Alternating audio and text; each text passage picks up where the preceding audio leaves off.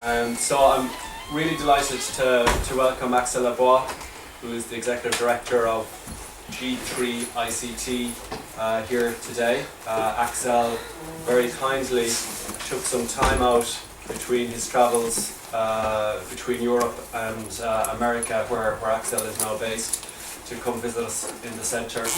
Axel is an old friend of the centre at this stage, and is, in my view, one of the most inspiring people that I've met in my time working in the area of ICT accessibility. G3 ICT, as Axel will explain in more detail, is a global advocacy initiative and was set up around the time that the UN Convention came into being, and has worked systematically with all the different stakeholders involved in ICT accessibility, including disabled persons organisations, governments and industry. And what I've always liked about the approach that Axel takes, coming from the corporate world as Axel does, is that G3 ICT is very often seen as quite a neutral organisation. It's not coming out of the system of disabled persons organisations. It's not affiliated with any government, and it's not affiliated with any industry. And I think that kind of platform that G3 ICT gives to all the different stakeholders has been extremely effective in elevating what really is a minority issue within a minority issue. You know, ICT accessibility within the wider accessibility and disability debate, elevating it to its maybe proper standing within the pantheon of issues that need to be considered in terms of the UN Convention, but also in terms of the issues that people face every day in their lives. I think it might be beneficial, before Axel starts and introduces himself, I think it might be beneficial if we do a very, very quick tour de table. So just 1 minute please on yourselves, your background, and your interest in the area of ICT accessibility. So please keep it as brief as you can. So I'll start with yourself, Kiran. Good morning. I'm Kiran. I'm from Nepal. In Nepal, we have lots of challenges in terms of accessibility. Since UNCRPD has been ratified, the government is now pressurized from civil society and NGOs for accessibility. And because of that also, I'm interested to learn these issues and to replicate my learning back home. Hi, I'm Shelley. I'm from China, and since China has ratified the UNCRPD in 2008, I think China currently is facing lots of challenges, especially I think the most difficult one is, I think, the ICT perspective. I think it's good for me to know more about it. Thank you.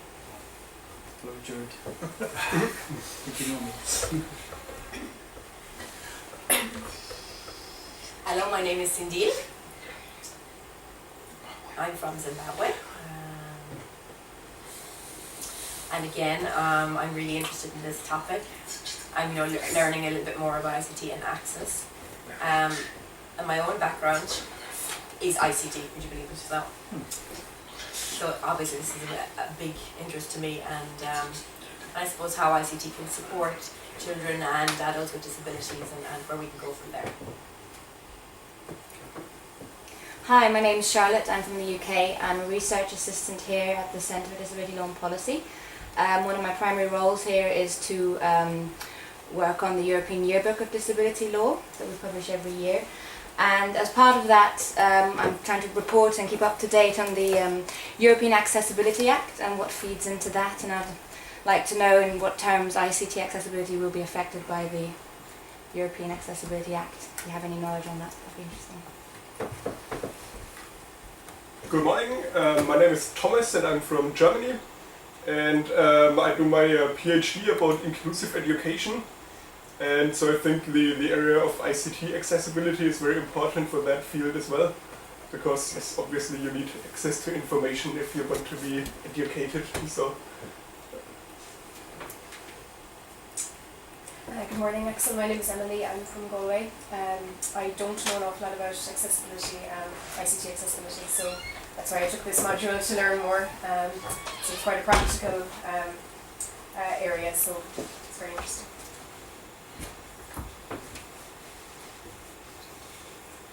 Hello, my name is Frankson, and I'm from Zambia, and I'm actually a teacher there. And I've often been fighting for disability rights.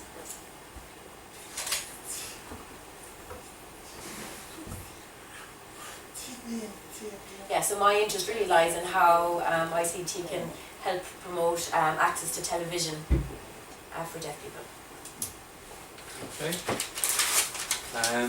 Before I hand you over to Axel, a couple of very practical things. First of all, I have asked you to write a response paper based on today's seminar with Axel, about 500 words long.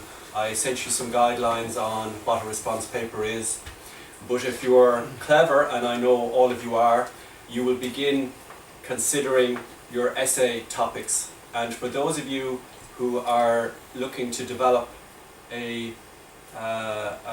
who want to use your essay topic to develop perhaps a policy for your own country or guidelines for your own country, I would encourage you to use a lot of the information that Axel will give you today, and then follow up on the references in the presentation that we will send you after the event to mine some further information and research for your essay. So that response paper is due in this time next week. It won't be marked, but it is a requirement for the course. This seminar today fits in the course in that we have already introduced and looked at what is ICT accessibility 2 weeks ago. We looked at some of the international laws and norms. And today we're going to get a very good sense of what are the approaches around the world in terms of legislation, in terms of advocacy, in terms of practical solutions to ICT accessibility. Next week we're going to go much more in depth, and I'll discuss this after lunch, but we'll be going much more into depth into specific pieces of legislation and proposed legislation within Europe. But today I want you to kind of sit back, take in as much as you can, and then this afternoon we'll begin looking at some of the commonalities and the differences between the different approaches, using some of the frameworks that we identified last week, such as legislation and policy, standards, market forces, public procurement. So again, the same themes are going to come up over and over again. So I just want you to start looking at what the different approaches are in the different regions to these same themes. So without further ado, I'd like to hand you over to Axel Lebois. Well, thank you very much, Donald. Thank you, Gerald. Your wonderful hospitality here at the center. And good morning, everybody. It's a great opportunity to spend some time with you as a group, given your diverse interests and countries of origin. And I hope that we have a lot of good interaction today. So, as Donald indicated before, we have, I think, 2 hours, right? And what I thought I would do today is divide our meeting in 4 sections that will allow us to engage in discussions, during each section separately, because there are kind of different type of topics. So first, kind of as a background, I would like to cover what's at stake in terms of ICT accessibility. When are we talking about, how many people are affected, how are they affected, just to make sure we all are on the same wavelengths here. I'm sure some of you understand that already, but maybe some of you have not yet maybe seen all the implication of it. The second point, which is really important, is to see how the Convention on the Rights of Persons with Disabilities is probably the first effective blueprint for ICT accessibility that has been ever put together from a legal standpoint. And I think it's very important to look at the Convention in detail, because for any policymaker today in country, it does contain most of what countries should be looking at. The third thing is we do a survey every year to find out how much progress countries accomplish in terms of implementing the ICT accessibility agenda of the Convention. So I will share some of those results with you today and give you a lot of references. So if you want to dig in statistics further, you will have those references. And then Donald asked me to cover some good practices in legislation and policy and practices, how successful programs have been deployed around the world, and discuss those and see the complexity of having so many different stakeholders working together. So that's pretty much the morning, and at any point in time, if you have any question, please raise your hand, or you may notice that I have a slight continental accent. If you miss a word, just let me know and I can repeat, no problem. So I will just do one slide of shameless advertising, right? To tell you that what we do in life. And that is to actually promote the ICT accessibility disposition of the CRPD. Just as a kind of a point in history, we started on December 4 of 2006. That was a week before the General Assembly passed the text of the convention. And we had really the most motivated participants in the committee, and experts from around the world that came for that initial meeting, from industry, from academia, from disabled person organization, international organization. Gerard came. He was one of the godfathers of the initiative from day one. And so it has been a long history of multi-stakeholder cooperation since inception. So first section of our discussion, what is at stake in terms of ICT accessibility. Now, I'm sure you know the big numbers around the world, but just as a reminder, there are almost as many big mobile phone in use as human beings on the planet. There are 2.3 billion internet users as of today, 1.4 billion TV sets watched by several people, 1.2 billion personal computers, and 2.2 million ATMs, or 1 per 3,000 persons worldwide. So what that says is you just can't operate in our society. You will have a copy of the presentation. You can't operate in society today without somehow interacting with some kind of digital interface. Even in the least developed areas of the world today, you see the mobile phone having a transforming impact on society and everybody's life. So there is no way to escape that. And while the expansion goes so fast, persons with disabilities are often left behind. And even in developed nations, I pick that example from the US because it's an extraordinary case. That today, 1/3 of the households in the US have not adopted broadband when actually it's available to them. So in other terms, 93% of the households in the US buy broadband if they want, 63% buy it, and 30% don't, right? So the Federal Communications Commission, which is the regulator in the US, was interested to understand why is it that people don't buy it. It just happened that 39% of those who don't buy broadband are persons with disabilities, which is a huge number. And in fact, only 35% of senior citizens above 65 have broadband at home. Highly correlated, obviously. And then in the UK, a recent survey found that almost 50% of the non-adopters of broadband are also persons with disabilities. So clearly, in the most advanced countries where you think that the barriers are not there anymore, well, there are huge barriers. And they are clearly showing in statistics. You know the statistics about the population of persons with disabilities. 1 billion persons with a disability, 2/3 with a severe disability, 80% in the developing world, and over half of the persons over 65 live with a disability. And as far as special education is concerned, in the United States, the statistics are 13.2% of K-12 students in public schools nationwide live with a disability, 13.2%. So we could dive into those numbers in great detail, but it's extremely important to understand it's not only the aging population, it starts from the youth, the young age, and there are all kinds of issues related to technology and accessibility for young people. So it's across generations. And because you are all advocates in your countries, this morning I decided to insert a few slides on disability demographics, because in many countries, as I'll show it in a minute, one of the issues I find to be very difficult to deal with is when you go in meetings with government or industry, and they tell you, well, you know, in our country you only have 1.2% of the population with disabilities. Right? So we know when they say that there is an issue, right?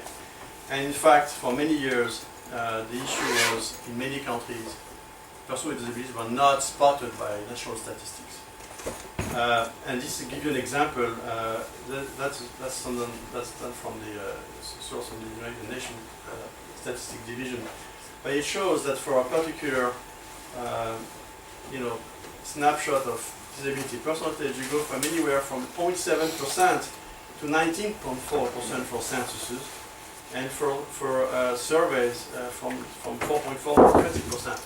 So clearly, we have a problem somewhere, because the prevalence of disability can't have that kind of huge variation from country to country. I mean, everybody will agree with that, right? Makes sense. So if you look at now what's going on, that the type of questions asked during census and surveys determine the results. And so it's extremely important for advocacy purposes in the country, and that affects ICT accessibility advocacy big time. If the population is not recognized properly, it is very hard to get policymakers to pay attention to it. It's very hard to tell the broadcasters, you have got to do something because you have 0.2% of your population affected. So it's just not. And then people in policy and politics, they always think of votes, right? So for them, it's a minority thing. It's not important. When they show 15% or 20% of the population plus the families, then suddenly it's a huge problem that they feel that they have to solve. So the statistics are really key for advocacy. So the type of questions are listed here. Essentially what it means is, if you ask questions on conditions, people are going to actually not self-identify as persons with disabilities, and you'll get a smaller result. If you ask functional questions, then you'll get the real picture. In fact, this is coming from the World Bank, and so somehow the source came out, but it's at the back of the presentation. This is a classification done by the World Bank report that looks at ratios, disability rates, based upon the type of question asked in census. And clearly it shows, if you ask people, do you have a disability, yes, no, you get very low percentages. But if you ask activity-based questions, then you get double-digit numbers. I mean, this is like the pure, absolute demonstration of the issue, right? So I'm just insisting, because, again, all stakeholders involved need to know the population they are addressing with accessibility. I put here if some of you are interested in that topic for your memoirs and studies, you will have that slide, so it will be available to you. But I find those different documents to be extraordinarily powerful to actually explain what's going on and lobby with your Census Bureau and government and folks in the country that deal with statistics. So, Donald asked me to prepare an exam today. So, that's the first quiz. The question is, what is the percentage of the total US adult population of Microsoft Windows customers likely to benefit from accessibility features? You can't play. I knew that one. You knew that one, right? So I need volunteers to. What is the percentage of adult users of Windows in the US that benefit from accessibility features? So I would guess 100%, because I think everybody could benefit from it.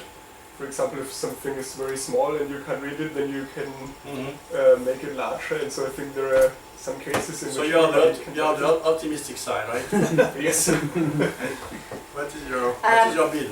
I would have said 50% if you include older persons that are customers. 50%. Wow, I've got some strong optimistic parts. Yeah, absolutely. I don't like Windows. You don't like it? Any other bid? I think it's 35%. 35%. Yeah, Ah, all right. Okay. Okay. So 57% is the answer. Wow. So that is based upon actual sensorial, physical, or cognitive limitations of users, and the way they actually use Windows accessibility functions to have a better experience. So it's measured over several thousand users, and it's done by an independent company. You know, it's on their website. It's public information.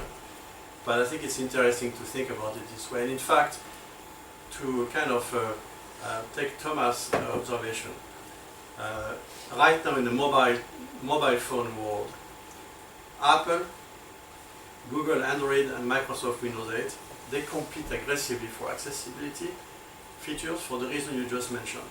Because every single user with a mobile phone today needs sometime during the day an accessibility function. You know, you are driving, you can't touch your phone, right? So you need to be able to operate your phone without touching. Now you are going to place a call or read your email, it's sunny. Guess what? You need text to speech. Or you're in a meeting and you need to operate your phone without sound, right? So all those situations every day affect every single user of mobile phone. As a result of that, I think in the mobile platform, your observation is exactly accurate. That is, you will see more and more standard accessibility features to accommodate everybody's needs that will ultimately serve all persons with disabilities. And in fact, when I pitch industry, I tell them, look, persons with disabilities, they are your extreme users. If you can satisfy their needs, you will have a great success with every single user otherwise. You know? And that is the kind of the philosophy to bring the private sector and the vendors and app developers and all those folks in the loop, you know. So anyway, that's the scope of ICT accessibility. I think it tells you that this is not like a minor issue, it's an issue that affects everybody in fact, and certainly a very large population. And there are plenty of solutions today. Just take an example of the mobile phone. You have text-to-speech for a visually impaired person, you have video reader services for a hearing impaired person, speech, peer-to-peer video and sign language for speech impaired, dexterity issues, cognition issues, you know. So solutions are there, they're out there, right? And in fact, if you look at the list of digital interface that people may use every day, I'm sure you have encountered some of those solutions. So I don't know, website, I think you talked about website accessibility already. So there are norms, that are out there. Even in Europe, there is a new directive coming out about web accessibility. Many countries have policies on web accessibility. E-books, the new industry standard EPUB 3 has merged with DAISY, and it's kind of a wonderful standard to operate on now because it will, ensure accessibility of all e-books published. Television, captioning, sign language, video description, computer interfaces, you know them, mobile as well.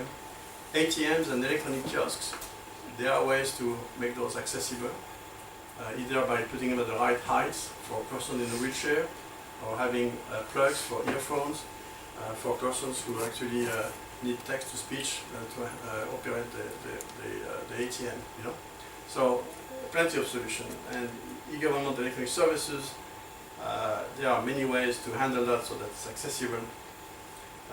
And same for public displays or digital interface for consumer products. You can actually put a very inexpensive chip to do text-to-speech with your microwave oven, right? And why not, But just manufacturers are not aware of it, they don't do it. But the incremental cost is ridiculous, So those are the many aspects of issues of lack of accessibility. If you have a grandparent or a great-grandparent who happen to have a microwave oven at home, just check what's going on. it's awful, right? I can't use them. You can't. I knew that, Gerard. I don't need to single you out, you know.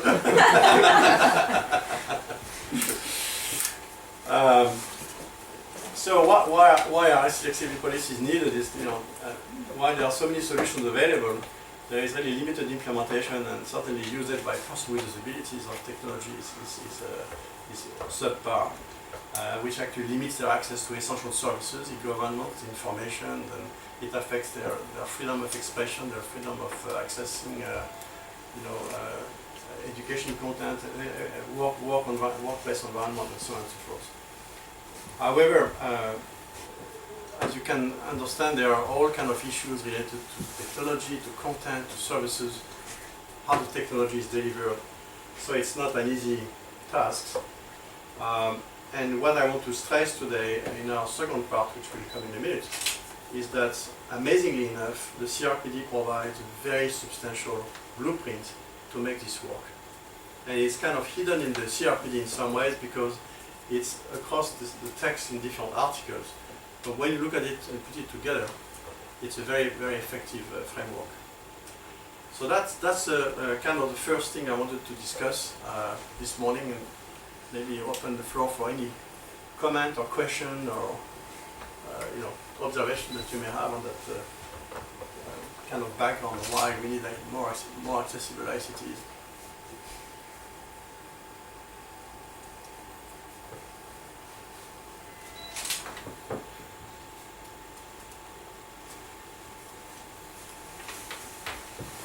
One quick concern from me. We have those international practice, and we have now UNCRPD.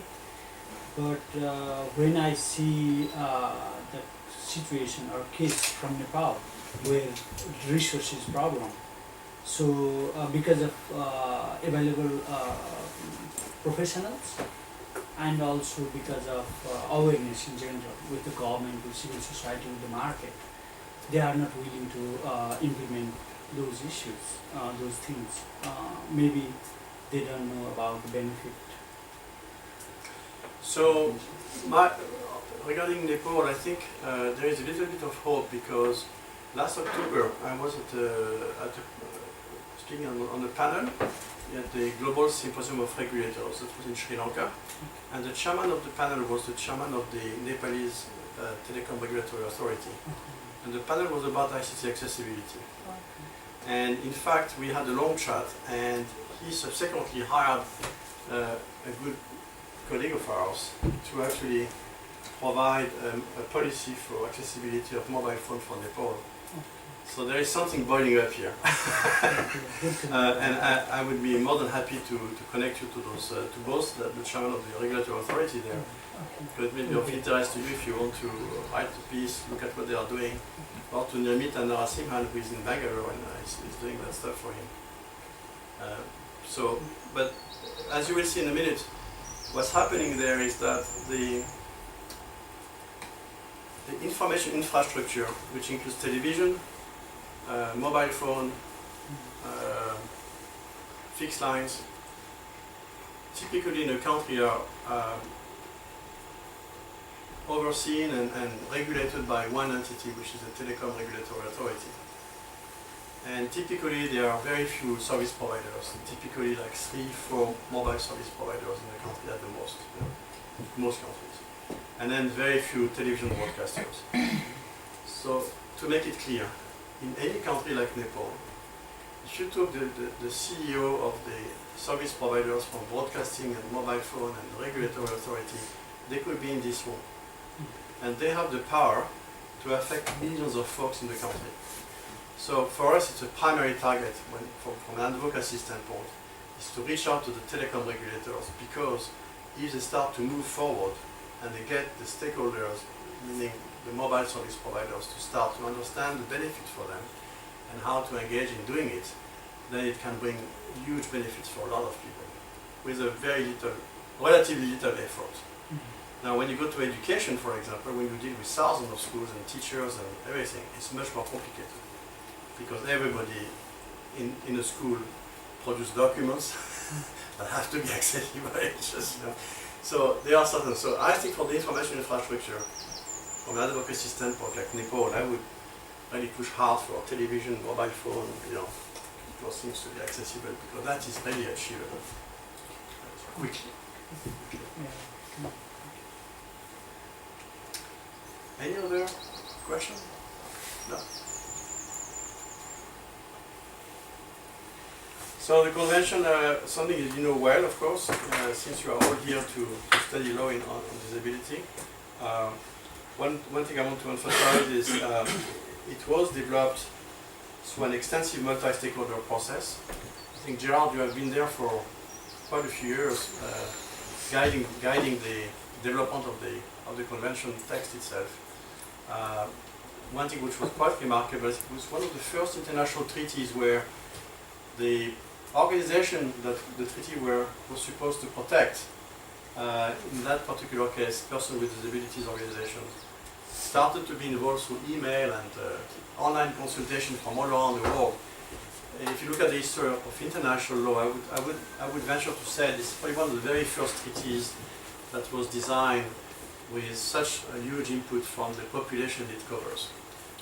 Which was only possible because of the technology. Exactly. Yeah. Yeah. But as a result of that, and that's why I want to insist on that for you from a historical standpoint, the reason why the convention is so practical and so smart at identifying issues and promoting solutions is because a lot of the input came from persons with disabilities themselves in the process. So you will find little number of treaties with as much practical guidance for governments. And as you know, it's very successful. It's now ratified by 125, maybe it's 126 or 27 this morning, I don't know. But a large number of countries, and just really covering the vast majority of the world population. So in the convention itself, there is a very important paragraph in the preamble, which from the start, the preamble recognizes the importance of accessibility, and it includes also in the preamble to, the physical, social, economic, and cultural environment, to health and education, and to information and communication. So from the start in the preamble, it's right there. So the key thing is, in many legislations, in many countries, and I want to emphasize that point, there were laws and regulations regarding accessibility of the physical environment and transportation. But very few countries had any kind of legislation or regulation for ICT accessibility. The convention, the way it defined accessibility in its preamble in Article 9, elevates on par with the physical environment and transportation ICTs for the first time. Actually, no country had done it to such an extent before, not in a blanket way.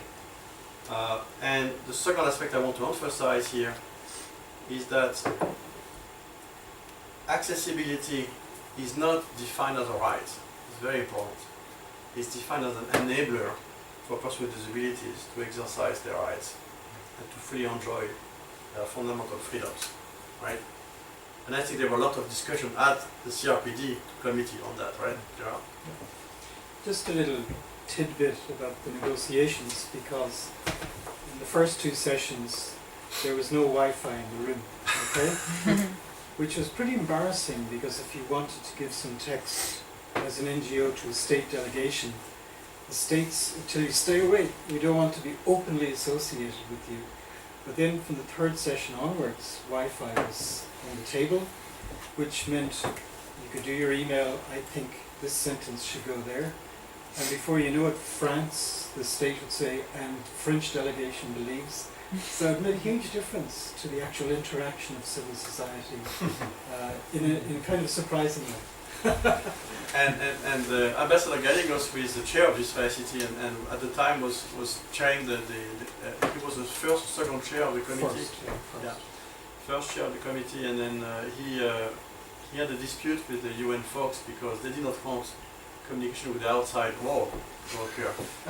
So he had to infringe the rule of the UN to let IDA and others communicate by emails through the doors on Wi-Fi.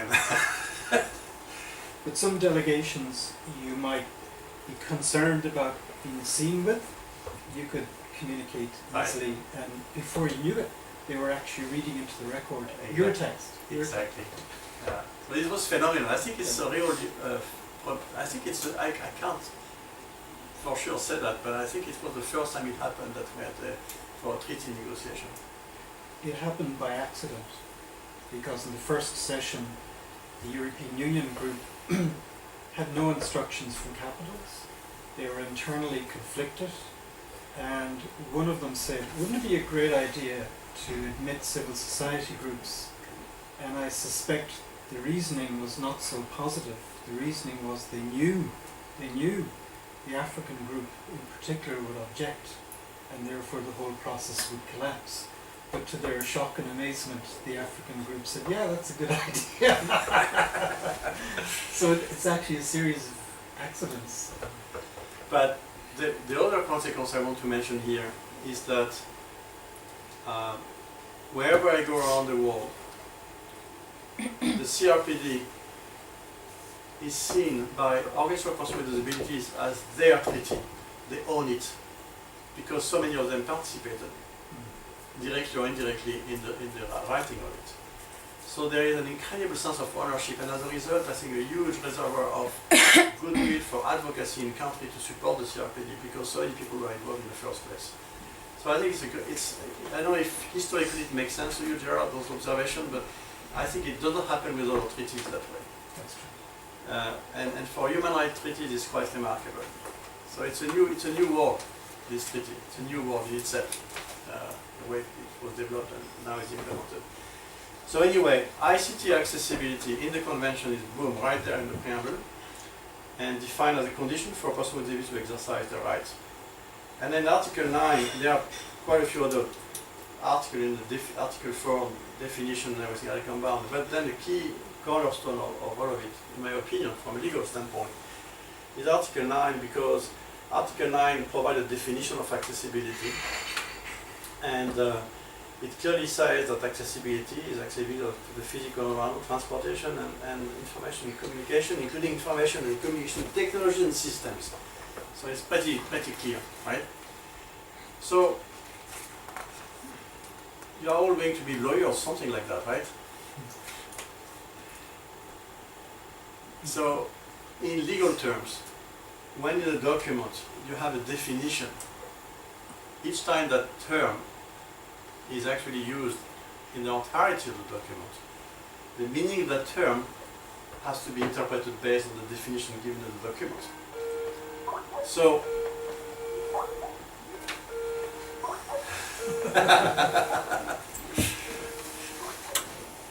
so that means if you go through the convention, so what we did something stupid. We took Word, put convention in Word, and when we use keyword search, So accessibility and accessible appear 9 and 17 times respectively in the text of the convention. So 9 times accessibility, 17 times accessible.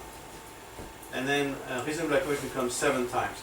We did the same for the guidance for the Secretary General for country reporting. It's even like over 50 occurrences. It's just huge, So then what we did, we dissected the convention completely, like a surgical operation, and took out every single time it says accessible, accessibility, and we said, okay, what does that mean? Okay, and to summarize everything, which is not easy, but that's the best we could come up on a one-pager. Here on the left, you have the list of articles where accessibility or reasonable accommodation or accessibility may be coming up. And I think there are 3 categories of disposition that are all over the place in the convention. The first column is accessibility disposition with implication for ICTs, meaning somewhere in the convention it says XYZ services have to be accessible. Well, to me it means buildings, transportation, and ICTs, right? So if you go through that list, it's about e-government, media and internet, television, private sector services, education, employment, political rights, emergency services, culture and leisure. But that doesn't say that the rest is not kind of an obligation either, because Article 9 is a blanket obligation for all ICTs to be accessible. But in addition to Article 9, this is actually specified elsewhere in the Convention. And then for reasonable accommodation, it's mentioned actually in the article on liberty and security, education and employment. Important enough, non-discrimination is referenced here because in the convention, lack of reasonable accommodation constitutes discrimination. So for any country today that has some kind of law or regulation on discrimination against persons with disabilities, lack of reasonable accommodation, which for ICTs is pretty straightforward, is discrimination, right? So if you are in an office space and someone is blind and does not have a screen reader to work, that is discrimination. That's what it means, right? And actually, I just did a piece of work for the ITU. So they wanted to have kind of a notion of where does reasonable accommodation goes. And I've been using a database, which is the Job Accommodation Network database from in the US, which is funded by the Department of Labor, and which is used by thousands of enterprises all year long to actually help accommodate their workers at their workstation, or in factories or distribution centers and so on and so forth. And it's not that complicated. It's actually not expensive. Most large companies find that reasonable accommodation is less than $500 per employee. Some statistics show it's even a few dozen of dollars. So the economic barrier is not real. It's more the attention paid to it. And then there is a third column here on promoting assistive technologies, which is really important because there the convention goes much further than what you would anticipate, because it takes the stance that number one, assistive technology must be used by persons must be promoted to persons with disabilities in specific areas such as education and the workplace and living independently. But also, there is a need for state parties to help fund R&D in assistive technologies, which could be in many countries, for example, localization of solutions in local language. And that is there in the convention. So I have put together here a couple of specific dispositions that may be of interest to you, and I won't go through in great detail on every single of them, but they are in slides. Like when you get the presentation, they will be all there with the detail. So, mandate to promote R&D, promoting ICT product development that include accessibility features at an early stage of development, and universal design. Reasonable accommodation is defined and mandated, which is really important because, as you will see in a minute when I go over the actual results from countries, that has proven to be one of the most impactful articles of the convention on national legislation around the world. There is an obligation for state parties to set accessibility standards. There is also a recommendation that states should not let intellectual property rights to get in the way of accessibility solutions for ICTs. That means, for example, the WIPO treaty negotiation is a good example for reading impaired persons who can't access certain content because of copyright limitations. So once that treaty is hopefully finalized and agreed by most countries, then there will be a set of exceptions that will allow reading impaired persons to have access without limitation to all published works in digital format, which is not the case today. We are also working, and we discussed that this morning earlier and yesterday. This ICT is really interested, actually, in part because of industry requests and impulse, to look at the limitations for captioning and copyright for deaf users, because the issue there is that with so much video uploaded on the internet and digital content uploaded on the internet and lack of captioning, lack of accessibility of those contents, it is almost ineluctable that you will end up having automated solutions and or crowdsourced solutions where people are going to like Bookshare, they will actually contribute captions and share those captions. Technology is there to do that. But when you do that, you actually are possibly infringing on someone's copyright. and there is a complete legal vacuum, and I think little jurisprudence on that topic, but it will probably come big time if we don't pay attention to it now. It's a new problem coming up.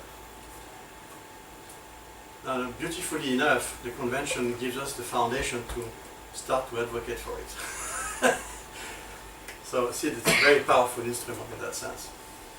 And the last thing is that should really be not be underestimated is the issue of not the issue, the obligation for state parties to promote new media and the internet for persons with disabilities. And that is really important because in many places you will find that one of the reasons for a person with disability not to adopt technology is because either they don't see the value for themselves, they're not aware of what's available for themselves in terms of using the technology, and perhaps there is also a training and support issue that is preventing them from adopting technology. And so in those countries where you see programs, for example, like in Canada or certain Scandinavian countries where there is free distribution of ICT tools and services to persons with disabilities, you see the adoption of technology and the usage of technology to be quite extensive. So it's not a fatality. To the contrary, I think if persons with disabilities are properly trained to use technology, they are going to be the highest level of usage of technology among all users. In fact, we were always using the same quote from the Chinese professor with a paraplegic, and you know, for me the internet is my, he had a wonderful quote, it's my legs, it's my eyes, my, you know. We looked at it last week. You look at it, yeah. Right. It's a beautiful quote, which says it all. You know, if you bring the right technology tools in the hands of persons with disabilities, it can be an extraordinary window of opportunity, I think, in many situations. So on that slideshow here, stack of slides, I have details some of the articles that I just referenced for, you know, to promote R&D. There is a definition of you know, how to promote accessibility at an early stage of development, universal design. That will go directly to the heart of Donald, right? CUD actually must be happy that this is in the convention, right? Sure. It's a great legal foundation, in fact. Yeah. And then this is the definition of reasonable accommodation. It's there, you know, in the convention. I don't know, Gerard, if you were the author of it, but it's just fantastic. Can I tell you a story about Sure. that? And I'm going to have to step out for No, a moment, okay. and I apologize. U.S. Justice Department and Department of State were present in the room when this was being negotiated at the early stages. And they had instructions from the White House to say nothing, absolutely nothing. And they were going crazy because they wanted to guarantee the direct link between reasonable accommodation and discrimination. So the floor was handed over to the European Union. And the presidency of the Union, which was particularly negative and backward at that point in time, was arguing that the two should be uncoupled, right? So that a failure to achieve reasonable accommodation was very regrettable, but it had no legal implications whatsoever, and it certainly didn't amount to discrimination. And what they relied on was the EU directive on non-discrimination, and the original draft, which was drafted by the European Commission, had reasonable accommodation in the paragraph on non-discrimination, but the Council decided to separate them out because it looked textually inelegant to have detail on one of the 9 grounds, disability, namely reasonable accommodation, in a provision that was supposed to cover all 9 grounds. So for textual elegance, they decided to have 2 separate paragraphs on non-discrimination and reasonable accommodation. So the presidency said, ha, that proves they're not the same thing. So the only way it got back in linked is behind closed doors the European Commission, which sees itself as the guarantor of the treaties and the European Union law, hit them over the heads and said that's not the drafting history of the directive, and you know it, and you're lying in your negotiations. So that's why that actually got back in. The link was restored, And then we had a provision saying failure to achieve reasonable accommodation is a form of discrimination. That was hotly That is a contested. fantastic story. I did not know that. That is fantastic. Thank you very much. This is extraordinary.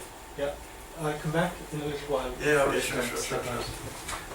And just maybe on that, the type of link that Jared has made there between, you know, this concept of reasonable accommodation and a legally binding requirement to not discriminate against people, start looking for those linkages in accessibility as well. So when we talk about the different types of disability or of accessibility laws in countries, look to see, is it explicit enough that a person could say, for example, I cannot access this bank, therefore I am being discriminated against, or is it floating with how it's defined within the legislation, so that a bank could say, we're not accessible, it's regrettable, sorry about that, but that there's no legal obligation for them to do anything about it. Because that's essentially where, again, this term I use sometimes, the rubber meets the road. It's where it's what you want to be looking for in terms of developing policy and legislation, that it is not just a floating concept, something that is achievable were it to be defined further in other legislative acts. You want it to be defined, you want there to be perhaps a set of standards underneath it defining exactly what it is.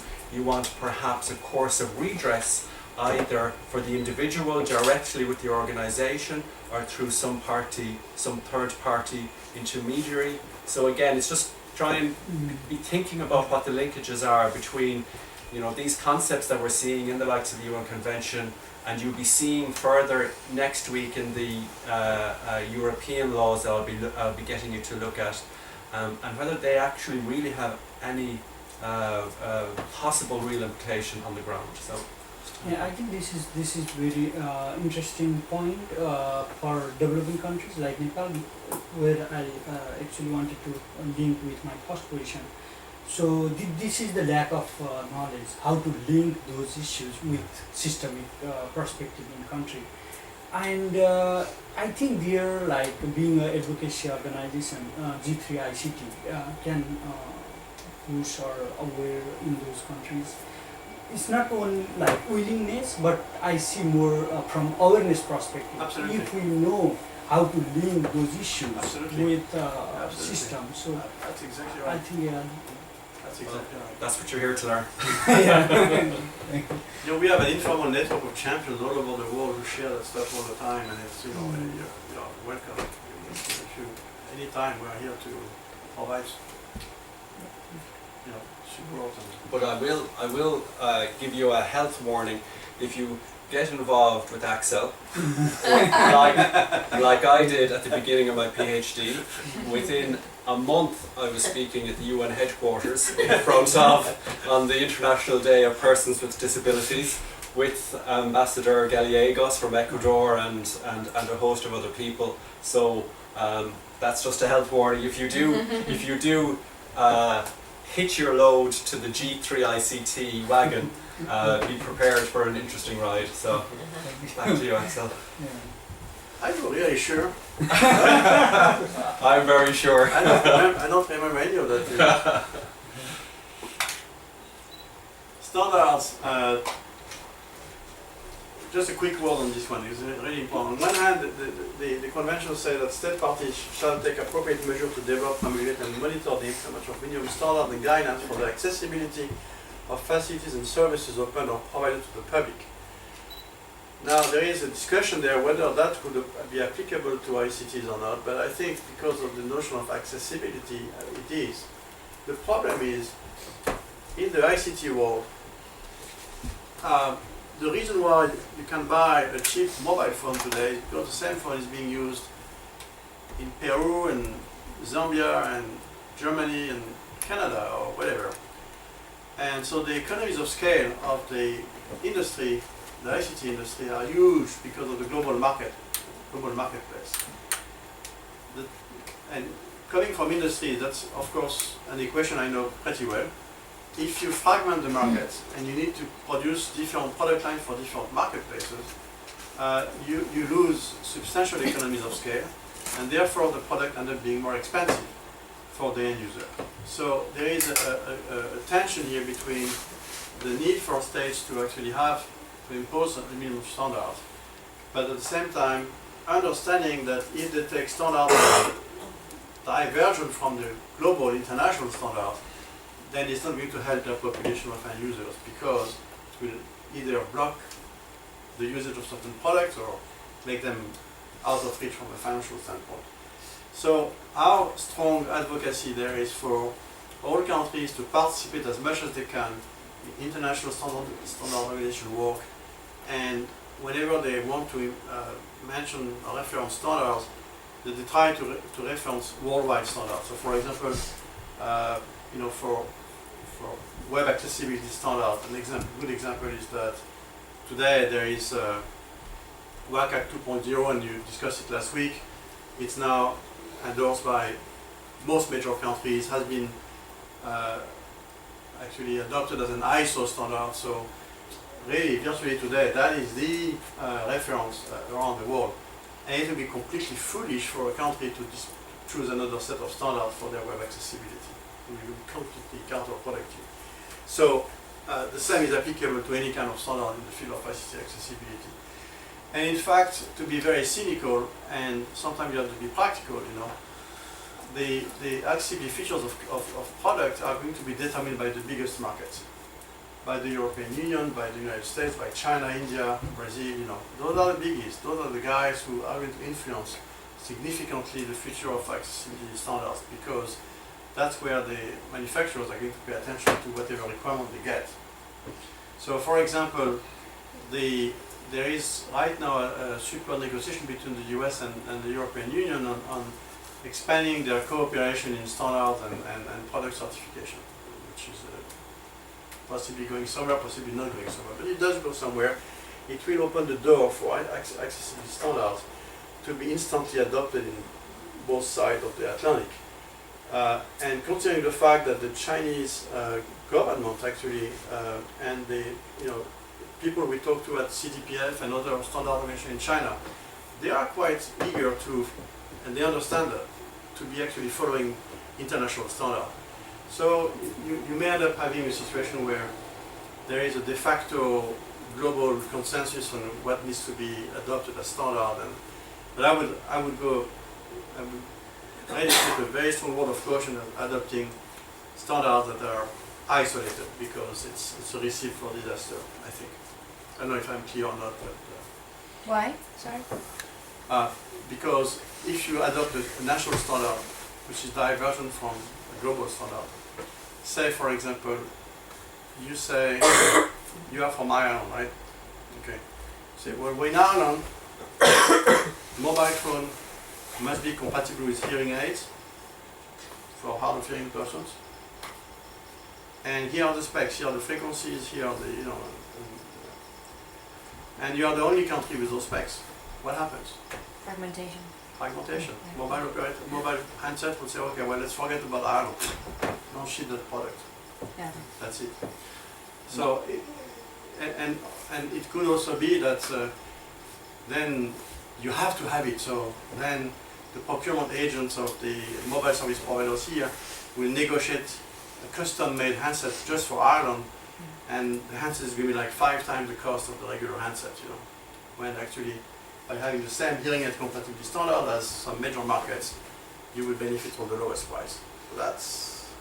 Microsoft have provided me with two examples of this. They were asked, or I asked them, if a country in Europe was to develop its own standard for accessible operating systems, and they had to reconfigure their operating system for that market, how much would the additional cost be? And they said 50%. They would up the price 50%. And they gave me another example of an Australian regulation that diverged from the international standard, and Microsoft were unwilling to change their product, so now this wasn't an operating system, this was another Microsoft product, so they pulled out of that market. So it is not for an international, for a global corporation like that, they are just unwilling to develop different product lines for different countries, and it's not worth their while to do it, you know. So it's a very tangible example of where fragmentation really doesn't serve the market. But nevertheless, the Convention said the states needs to pay attention to standards, and so I think one of the avenues that should be considered very carefully is that of public procurement, because you can't really promote public procurement rules without having references to certain standards. Otherwise, the purchasing agent in the government does not know what to do. So public procurement is a good way for states, parties to the convention, I think, to reference international standards as their national norms, you know. But I would go as far as, you know, like I took the example of hearing aid compatibility. I checked the hearing aid compatibility regulation in Argentina. You know what to say? Look at FCC rule number XYZ in the US. It's amazing, you know. So people have just taken a practical approach. It could be tomorrow like an EC rule or something like that, you know. It really doesn't matter. The important thing is the economics must be optimum for the user. You must lower the cost. Can I just ask there, what's the tension then between global transnational corporations and then SMEs, small medium-sized enterprises? I mean, obviously it makes a lot of sense for global corporations, but for small operations just working inside of Ireland, for example, how do you kind of convince or get them on board with the whole kind of standard makes sense, this makes sense, accessibility, or what to working towards creating standards? So I think that in the IT world you will find that you know, virtually every single company that operates in that marketplace operates internationally, because it's, you know, no one can survive in one particular national market unless they're in the service business. So in the service business they will have to know about standards. Like, I think it's very good if government adopts web accessibility standards, because that's going to be a big source of issues for service companies if they don't follow those guidelines, for example, if they work for the government or education or those kind of things. So a national company operating in Ireland, Irish company working for Irish customers in the service business probably should look at web accessibility standards, you know, some basic features for developed software that runs on PCs or terminals. They would probably need to also respect the same type of guideline as the web accessibility guidelines, so that whatever interface they choose or the design have to be accessible. I think some countries, I don't know, this is just what I'm thinking of, some countries are skeptical on that part, because when they open international standards, they feel risk that their own product will have no, you know, like they cannot sustain, then the international market will completely demolish the national product. Because when some country were negotiating WTO, that was the big challenge, and right. I see this linking with this issue as well. I don't know how it works, but this is concern from developing countries. Okay. But in that case of technology, you know, Asia has won the battle, and there is just no manufacturer left in the Western world. I mean, you have RIM in Canada, which is, you know, producing everything in Mexico. You have Motorola, which was just bought by Google, and I think they manufacture in China. I mean, you know, Thailand is a big manufacturer now of high-tech stuff, you know. So I mean, you know, it's a global marketplace, and whether I mean, I'm not making a judgment on it. It's just the way it is, and if you take the user perspective, you really want to minimize the cost and make it accessible to as many people as possible. And that's why I'm saying, you know, let's the poorest person in the most remote rural area of the least developed country be able to buy a mobile phone. And in order to achieve that, you need to not have any barrier. Otherwise, it goes against the interest of the person. I think, yeah. That's, so it's not. I'm not promoting global commerce or promoting globalization of anything of that kind. But it's just in our little space. It's just a practical matter. Yeah. In the built environment, it's completely the opposite. Yeah. Yeah. Architects are trained to know the Irish building regulations, and they are different to the German building regulations, which are different to the Danish building regulations.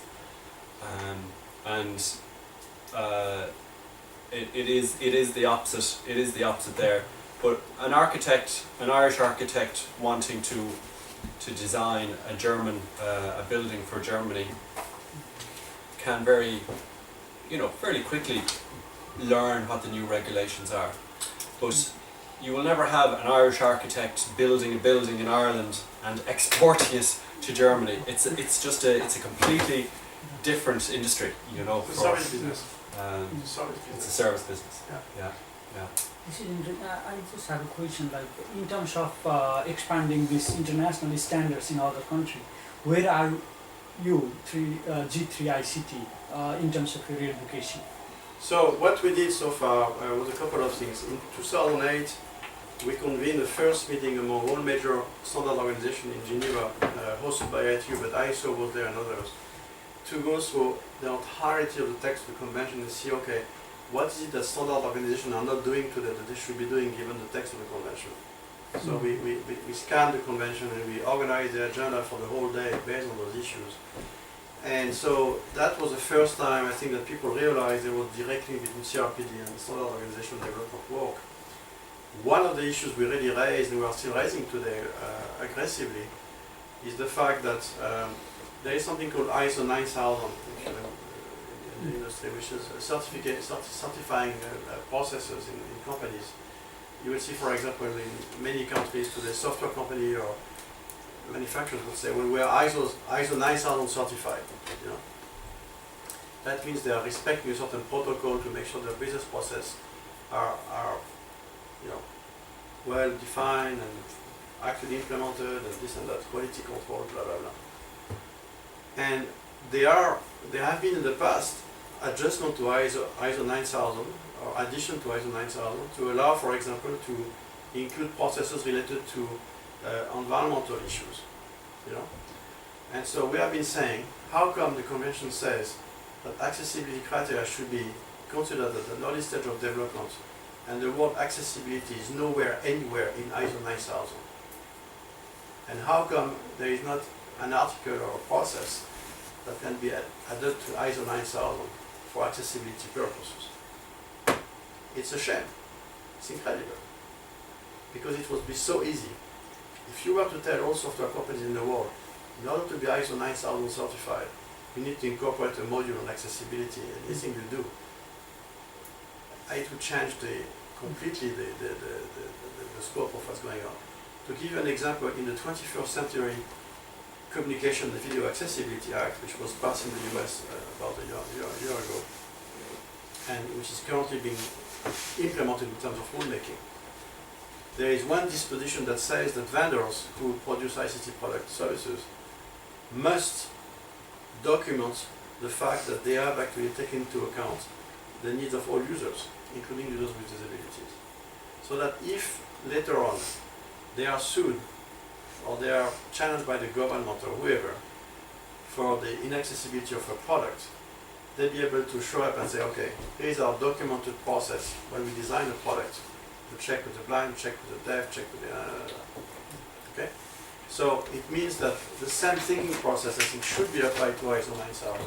Unfortunately, I have found little appetite to really move and shake up the coconut tree there. So we have a question from Frank. From France, yeah. How can you just clarify how intellectual property rights affect and benefit both users and service providers? Because one of the challenges with standard development in Africa is that because most products and ICT devices are imported from developed countries like China, we have difficulty in making them accessible locally. So, incredible time for the question. So there is an article in the convention about intellectual property rights not getting in the way of, do not constitute an unreasonable or discriminatory barrier to access by a person with disability to cultural materials. So I think the intellectual property question, and I hope I answer your question properly, has most of the time to deal with the content of what person with disabilities may have access to. So for example, right now, blind users or reading impaired users, which may include dyslexic users or other type of disabilities, cannot use electronic books or the electronic version of printed books in certain markets because that is a copyright infringement the way the law is designed. So there is a treaty that's being negotiated at the World Intellectual Property Organization right now to ensure that worldwide all the countries align their legislation to allow for blind users and reading impaired users to have unrestricted access to all type of contents that come from books that are being digitalized and made available for users.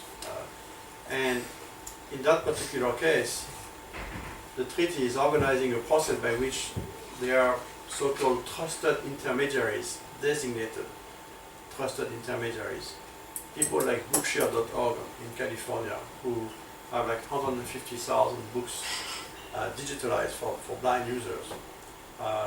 So that those trusted intermediaries, mostly the National Library for the Blind and those kind of organizations, can actually be entrusted to control the distribution of electronic version of books, of all books, for the population of reading impaired and blind users. Now, when it comes to deaf users, it's a very important new topic coming up. Could you repeat that last part? It's important. For deaf users, there is a really important issue coming up, which is the issue of captioning of videos.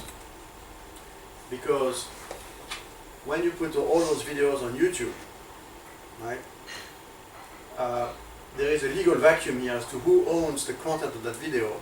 You know, it's still the author of the video, but if you start to caption that video and you are not the author,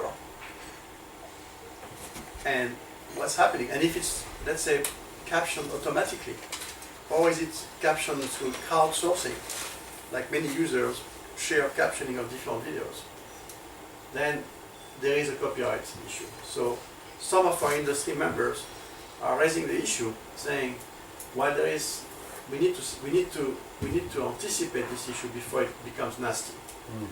And we need to create the condition for that stuff to be fully accessible, fully available to deaf users, and no barriers. So that's the notion. Okay, great. Does that answer your question? Yes? Yes? Yeah. Okay. Question, Thank you. and a question from Cindy as well. Just going back with talking about the fragmentation of standards.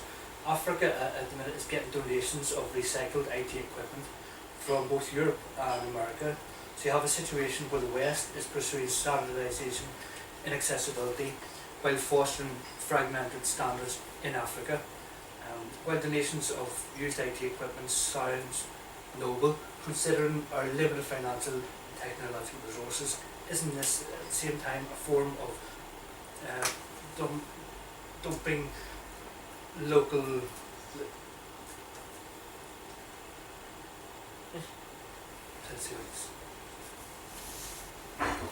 isn't this a form of dumping that actually leaves Africa lagging behind in the fast pace of ICT change?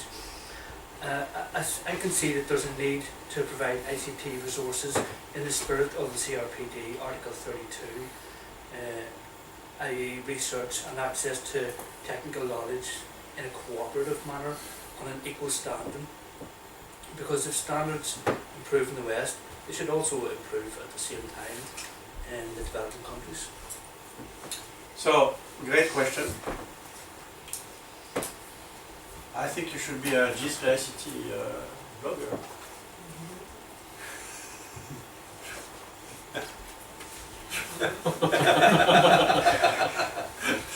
So the answer is yes, there is a huge issue right there because with older generation of equipment being used in certain countries because of the recycling of equipment, you end up having a lag, a time lag, and you don't have access to the latest generation of solutions. On the other hand, I'll give a couple of practical examples. I have a good friend of mine who is from Kenya, and she is helping School for the Blind in Kenya. And we helped her in some ways, connect with people to make her thing happen. And she found a way to collect PCs from major corporations in the US. She found Delta Airlines agreed to ship for free all those computers to Kenya. She found somebody who agreed to recondition those PCs, in Kenya. And she was able to equip 100% of the classroom and teachers and everybody with PCs. And then she said, well, what about the JAWS? It's very expensive, So I said, how about looking at NVDA? How about looking at NVDA rather than JAWS? NVDA is an open source software, screen reader, which is kind of okay. It doesn't do exactly everything that JAWS does, but for a school, I think it does a lot of what pupils and faculty need. So in that particular case, it did work. It brought the technology to the school, and it had a transforming effect on that School for the Blind, in fact. But with that nice, good story, which is like a NGO model kind of stuff, the bigger picture is that I personally believe that for developing nations,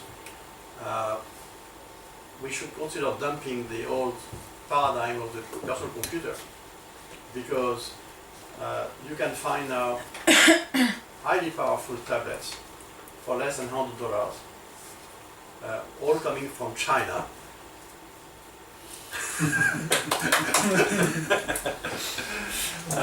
And that have incredible functionalities. I see you have an iPad here, I suppose, but you have now Android tablets and probably soon Windows 8 tablets.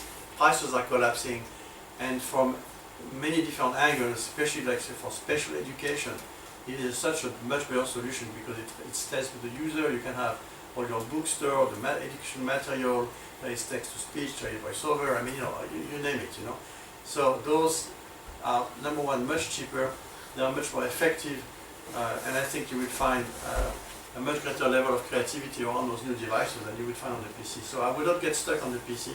I think that's dinosaur technology, that in 5 years you look back and say, well, it's kind of it was an old problem, and so that's my personal opinion, that we need to leverage new technology to solve the problem, rather than stick to the old technology. Does it make sense? Okay, would it be a good time to stop for a coffee? Sure, absolutely. Because the centre have kindly provided. Right. So okay, one more slide. Yeah. So this is the article that says appointment to promote access for persons with disabilities to new information and system, including the internet. That says it's not good enough to make things accessible. You have to promote the usage of internet and new technologies among persons with disabilities as a state party to the convention. So it means if you have an agency in the government, like an ICT ministry or an ICT agency or whatever it is, most countries have one today, they need to have somebody in there that is dedicated to promoting information technology among persons with disabilities. We have lots of ideas and examples about it. All right. Okay. Coffee time. Coffee time.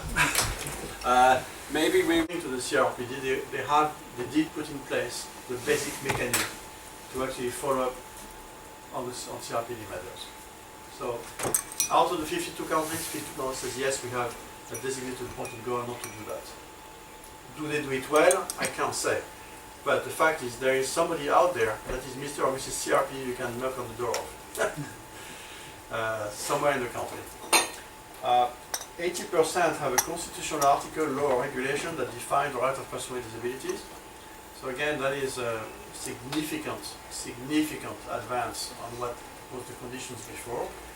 And for the history here, I would attribute part of this massive adoption of laws and regulations to protect the rights of persons with disabilities to the Inter-Parliamentary Union. Very early on, when the convention was passed by the General Assembly, the Association of Parliaments in the world, they have that kind of organization of their own, which is based in Geneva and New York, and they published a book, a bit like this one here, which is a handbook for parliamentarians regarding CRPD implementation. And that little book was really well done and really was telling the parliaments, okay, here what you need to do, guys, to implement the CRPD. And I know for a fact that in many countries that really helped parliaments to move forward with it, because they had some kind of basic guide. It was translated in many languages. We actually contributed the ICT section on it. And at the time, I could see IP also do a lot of workshops, and they had those worldwide meetings, and they put CRPD implementation on their agenda several times. So I think what you see here is great positive news, because it means that they are the legal foundations for advocacy in many countries. And one very interesting point is that 54.5% have a definition of reasonable accommodation in law or regulation. And it may not ring a bell for you, but I can tell you something that is 10 years ago. You could count countries with such a definition on your 5 fingers. Probably like 3 fingers, right? US, reasonable adjustment in the UK, maybe 1 or 2 Scandinavian countries, and that was it. So nobody in the world had that disposition in place. Now it's 54.5%. So I would say CRPD impact, absolutely clear, However, the bad news from GIS-RICIT's perspective, or the good news because it justifies our work, is that only 36.4% of the countries have a definition of accessibility which includes ICTs or electronic media in the country's laws or regulation. So that is, as you see, completely inconsistent with Article 9. Right? And the problem there is that it affects in-country advocacy big time, because there is not that legal foundation for ICT's accessibility.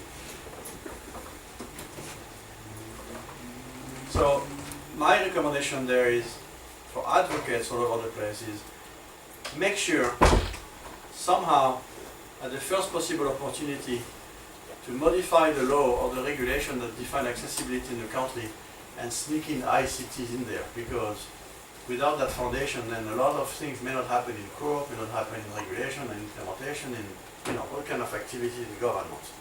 That needs to happen. So this is one area where I think greater awareness is really needed.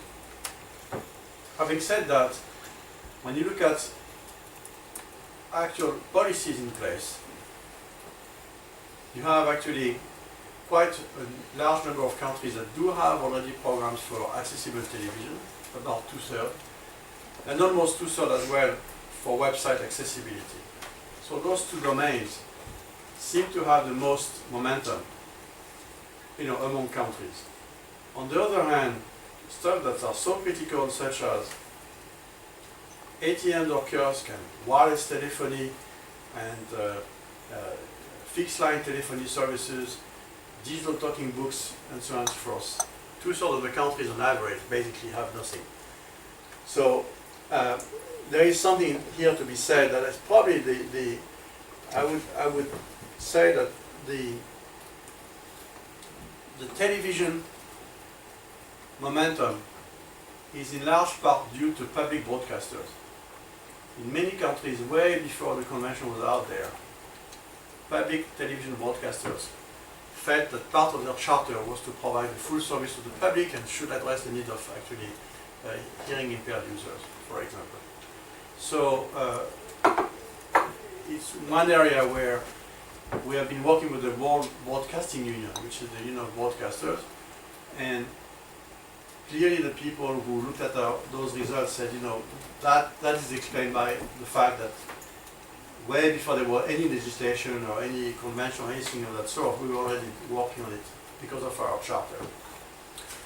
For website accessibility, I think a large credit should go to the World Wide Web Consortium, which has been advocating very efficiently for the promotion of web accessibility standards around the world. They are probably the most aggressive advocate and better equipped advocate for web accessibility in the standard world, if you will, to promote some accessibility standards. And it shows. So now I would say with the EC adopting those WCAG directive and so on and so forth, I think website accessibility is in good shape.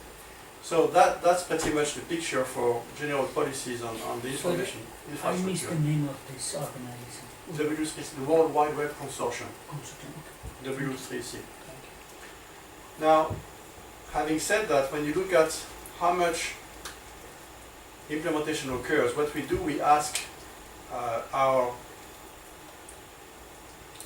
in-country panels, okay, tell us how much of that stuff, if you have a policy, how much of it is implemented?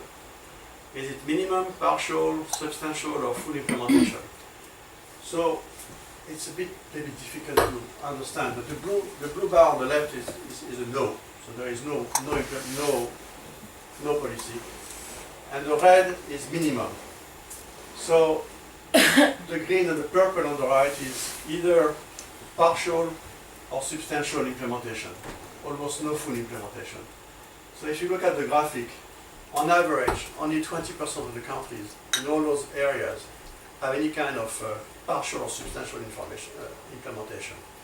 So they have the policies in place in quite a few cases, but the actual implementation is severely lagging, if I'm clear. Right?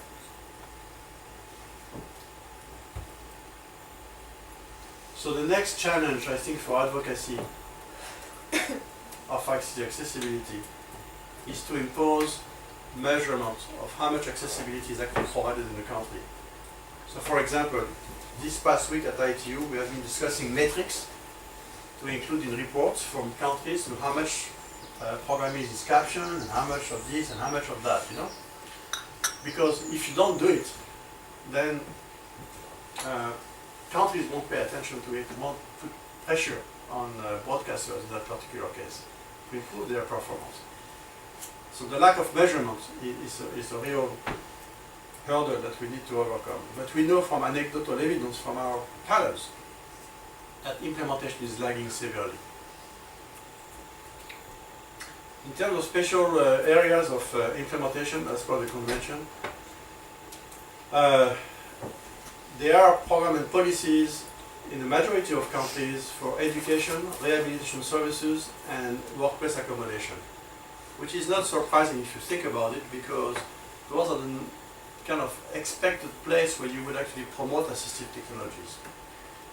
But then you look at other areas such as how the judicial information legal procedure equipped in any way, shape or form with accessible digital interface.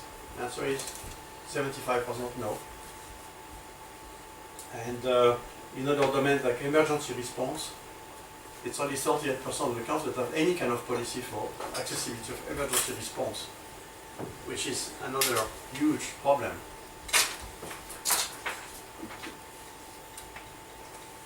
So those are the current status in countries.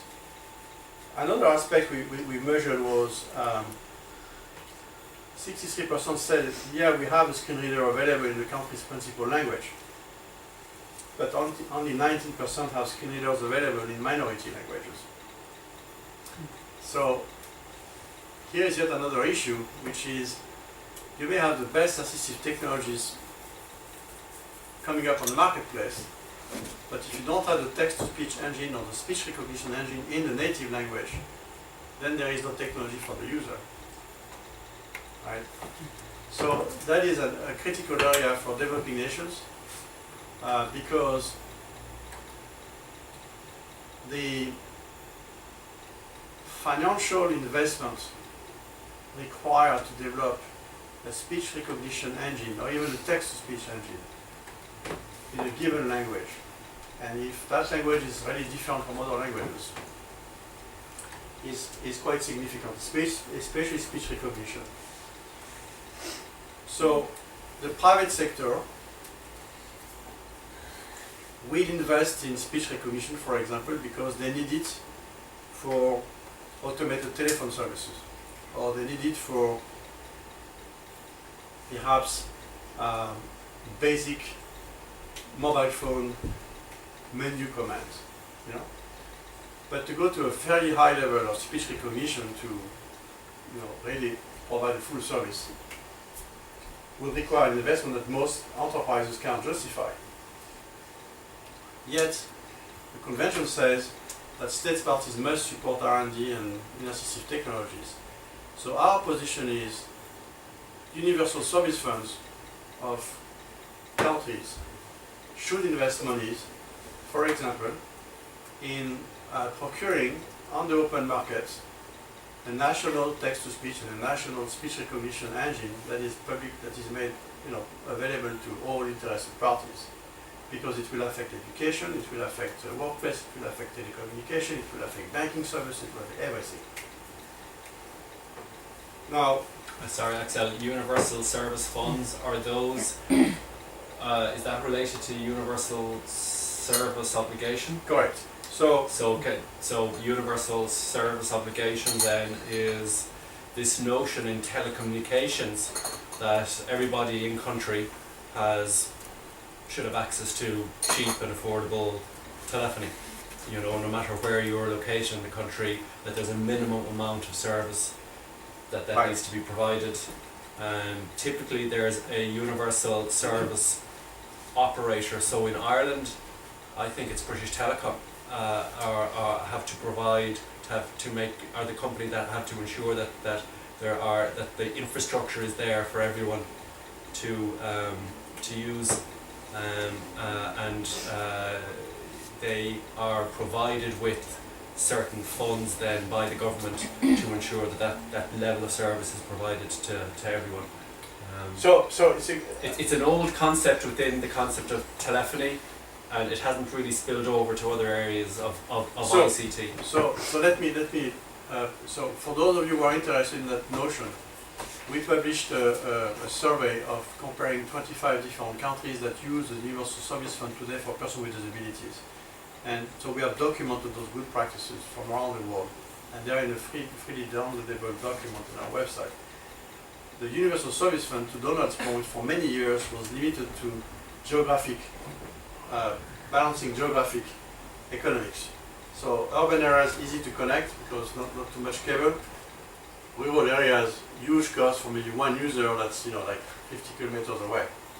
So for many years, Universal Service Fund would tax like 1% of the bills from every single user of telephone, and that would go to a fund that then helped the provider to, you know, pay for the cost of either providing the infrastructure to that isolated user. But the definition of universal service was not really, in many countries, was not really saying rural specifically. In some countries it did, some countries it didn't. It just said to equalize opportunity to have communications. So we took that at GSP-ICT and said, hey, universal service means universal service. Persons with disabilities need to have service, you know? And we took it because we saw a couple of countries doing it.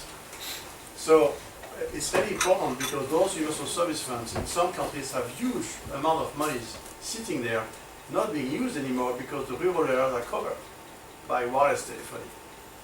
I will tell you a couple of numbers. Both Brazil and India have several $1 billion sitting there doing nothing. So we actually visited the Universal Service Fund in New Delhi, and we convinced them with ITU to make a test, you know, to put an RFP out there for service providers to test accessible mobile services in the rural areas, so those kind of things. So it is tangible, it's a very, very important source of funding. And unless that type of mechanism exists, it will be very difficult to overcome the barriers of not having the critical mass of text-to-speech engine or speech recognition. But you can also use it, many countries use a fund for video relay services or relay services for the deaf, or they would use it for distribution of free distribution of screen readers for mobile users, all kind of situations. So you can be very creative with the Universal Service Fund. Sure. Just one point on that, and again it comes back to this thing of how effective the text of legislation is. The European directives that cover telecommunications have for decades said that there should be a minimum level of service available to all, and that's how it's phrased. And it's this notion of a universal service obligation. But in the late 90s and in the early 2000s, it began to be clear that not everyone was benefiting from this, particularly persons with disabilities. So even though the legislation said for all, it actually didn't really mean for all, or the drafters of the directive hadn't actually thought of all. And now modifications to the directives are now use language like for all, including persons with disabilities, And so it's again about, there can be grand generalities in legislation, but if the legislation doesn't take into account issues of objective difference within the population, where one sector of the population through traditional through the market being allowed to address a certain proportion of the population, but not all of the population, unless those trajectories of inequality are explicitly addressed in legislation, they are likely to continue. So this afternoon we're going to look a little bit more at the theoretical aspects of how and where legislation should take into account these differences and where it should be blind to these differences. Okay? But to this point, we are currently, as we speak, finalizing model policies with ITU for telecom regulators. One of the modules is on universal service funds, and so we ask a writer for us who is from a regulatory agency to actually include that definition exactly to your point, to make sure that in the definition of universal service obligation, it's clear that it covers persons with disabilities. To create the foundation for programs to be able to be started.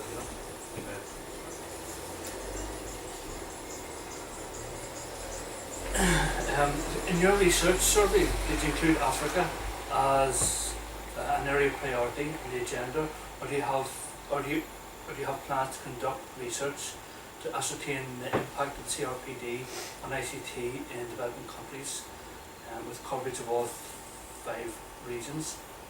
And I say this is because Africa has raised behind in ICT infrastructure development for persons with disabilities, and such research is crucial for making ICT services accessible to persons with disabilities. For instance, in Zambia, we have only 1 public TV out of 4 service providers who make some programs with sign language, and in most cases these are limited to simply the news hour using sign language. So, to answer your question, here are the African countries here on the left. It's Burkina Faso, Egypt, Gabon, Kenya, Malawi, Mali, Mauritius, Nigeria, Rwanda, Sierra Leone, South Africa, Tanzania, Tunisia, and Uganda. Those are the countries that are in the survey. And we did do a cross-tab for that particular region, so all the results I showed are available just for the Africa region if you want to look at them. That's really important to look at it this way, because you can then assess how much gaps may exist between your country and your neighboring countries, That's a very interesting point of comparison. But we also do the cross-tab by income per capita and also by level of human development index.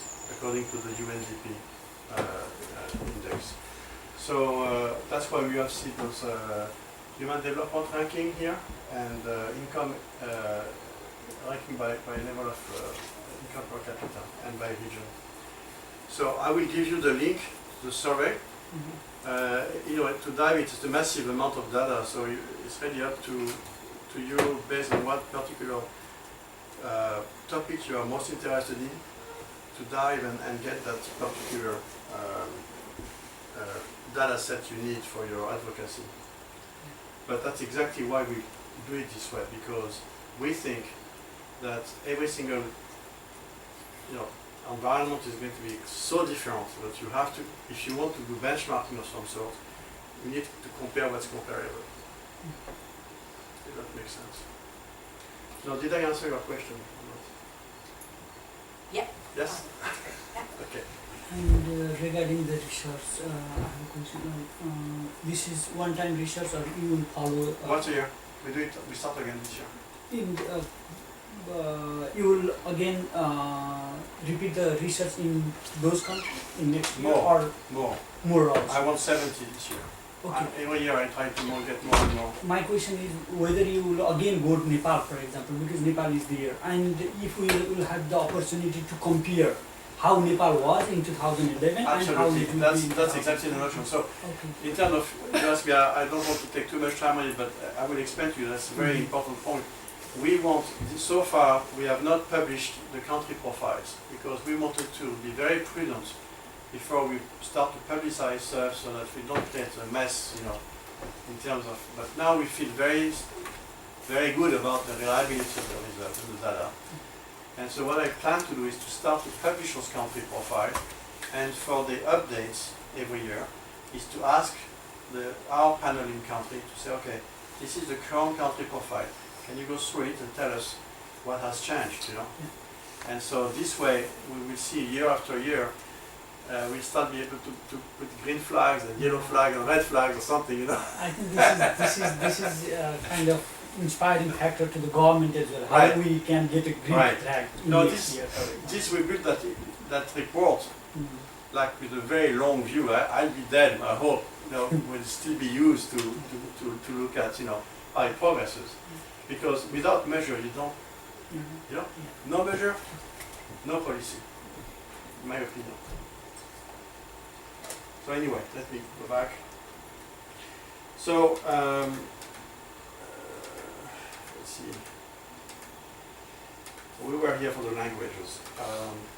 So one thing that, of course, is very clear is that, in general, there is a strong relationship between ICT accessibility and income per capita. Right? There is also a very strong relationship with, and sometimes higher, with Human Development Index. But the reason why I'm mentioning that is because there is no reason, for example, on accessible telecom and media services, that we have such a decline based on income per capita. Because the cost of having accessible mobile telephony in the country to the government is zero.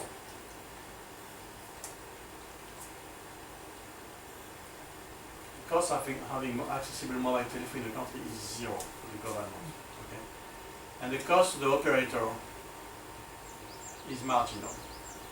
It's political will, it's method, it's organization, it's awareness, it's understanding how to do it. The same is applicable to television. I mean, I remember when we were in Kampala with that East African countries workshop, the Federation of the Deaf in Uganda was all unhappy because there was a policy for accessible television, but the broadcaster had stopped doing captioning or any sign language kind of stuff because, they didn't feel like doing it anymore or something. So they were suing the government and the broadcasters. I mean, you may be aware of that, I don't know, but it's ridiculous because the marginal cost for a broadcaster to do captioning or sign language, it's manpower at country salaries, right? And it's not, especially with digital television today, it's not an expensive proposition. It is not, you know. And if we have that making television, that's the mobile phone, this one, you know. So on that particular line, I personally feel like there is a huge opportunity for advocacy around the world to push that information infrastructure to be accessible at little cost. So just to clarify what costs you're talking about here, are you talking about the costs of the infrastructure or the costs of producing captioning and audio description? Because the Irish broadcaster has shown me the figures on how much it costs them for each minute of programming. So, and they say the argument they put to our regulator in Ireland, and the reason our level of captioning and audio description has not improved over the years is because of the economic argument. So let me put it this way first. I agree for audio description, and actually when I was mentioning the cost of implementing accessible television, I was thinking of captioning in sign language. Okay. Now the investment in studio equipment and software, maybe in the beginning it's a tiny little bit, but it's miserable, you know. Yeah. Then it's all about how much you have to, support person like our interpreters today, to be there on television doing television news, and to be there doing special announcements, or to be there, and or to have captioners that use like re-speaking technology, that kind of stuff. It's really an hourly salary rate that we are talking about. I don't agree. But tell me what is the obstacle? The obstacle is it is not an hourly salary rate. For captioning, it is, you were talking about a stenographer, a trained stenographer, who can charge anything up to 150 euros per hour. So that is the... So I'm responding to that. Yeah. The Swiss television is moving to automated captioning in December. And I'm responding to that today you can use re-speaking technology, which is much cheaper because you don't need a stenographer. Yes. Okay? And if you use re-speaking technology, which consists of someone, this speech recognition engine are very shaky, if you take several different voices.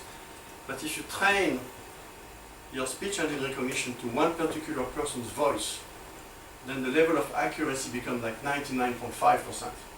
That's good for Dragon, for example. Okay.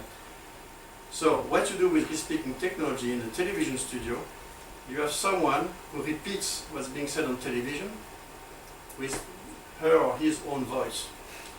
And that is automatically generated by text-to-speech on the screen. That's it. Now, if it's news or something sensitive, you may also put, in addition, someone to control the quality of the output, so that it can be corrected on the fly. But the reality is, you can satisfy the needs of captioning with re-speaking technology for the cost of somebody who has a nice voice.